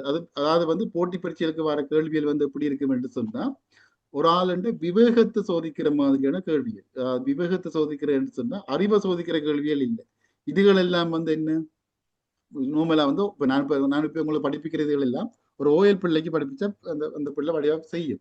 ஆனால் இந்த இப்ப எக்ஸாமுக்கு வர்ற கணக்கு வந்து எப்படி உங்களுக்கு கன்ஃபியூஸ் ஆகுற மாதிரி தான் கணக்குகள் வேறு. இப்ப உங்களோட அறிவை சோதிக்காமல் உங்களோட விவேகத்தை சோதிக்கிற மாதிரி கொஞ்சம் குழப்பமான மெதட்டுல கணக்குகள் வரும். அல்லது இந்த போட்டி பரீட்சைன்னு சொன்னாலே ஏதோ ஒரு விதத்துல உங்களுக்கு எப்படி கணக்குகள் வரும்னு எங்களுக்கு தெரியாது. நாங்கள் எந்த விதத்துல கணக்குகள் வரும்னு நான் ஊகிச்சு இப்ப நாம அந்த பிள்ளை ஏபிசிடி அது எப்படி கேப்ப அடுத்த ரிவர்ஸ்ல சொல்லுலாம் எதிர்பார்த்து போயிருக்க மாட்டாதானே. அதே மாதிரி போட்டி பரீட்சைகள் வந்து அறிவை சோதிக்கிற பரீட்சைகள் இல்லை, உங்களோட விவேகத்தை உங்களோட புத்தி கூர்மையை சோதிக்கிற பரீட்சை. நீங்கள் எந்த விஷயத்தையும் வந்து கொஞ்சம் டீப்பா என்னன்னு சொல்றது, கொஞ்சம் எல்லா கோணங்கள்லயும் நீங்க படிச்சு கொண்டு போகணும். எல்லா விதமான கோணங்கள்லயும் ஒரு படிக்கிறது கொஞ்சமா இருந்தாலும் அது எல்லா விதமான கோணங்கள்லயும் உங்களோட விவேகத்தை தான் அவங்க சோதிப்பாங்க. இது வந்து உண்மையா அந்த கதை வந்து என்னன்னு சொன்னா ஒரு உண்மையான ஒரு சம்பவம் தான்.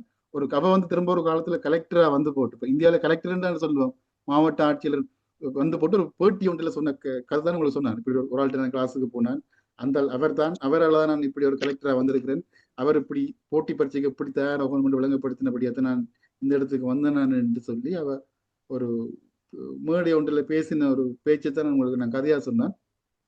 நீங்கள் வந்து அப்படித்தான் படிக்கணும்.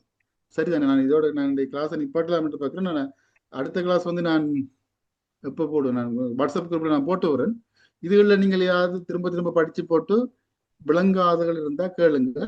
இது இப்போ ஒன்றும் விளங்கலைன்னு சொன்னா நீங்க கவலைப்படுத்தவில்லை. என்னன்னு சொன்னா நாங்கள் கணக்குகள் செய்கிற நேரம் இது கூட விளங்கும், அங்கால கொஞ்சம் கூட கணக்குகள் செய்கிற நேரம் தான் இது கூட விளங்கும். சரிதானே? Okay. Thank you, sir. Thank you, sir. Thank you, sir. Thank you, sir. Thank you.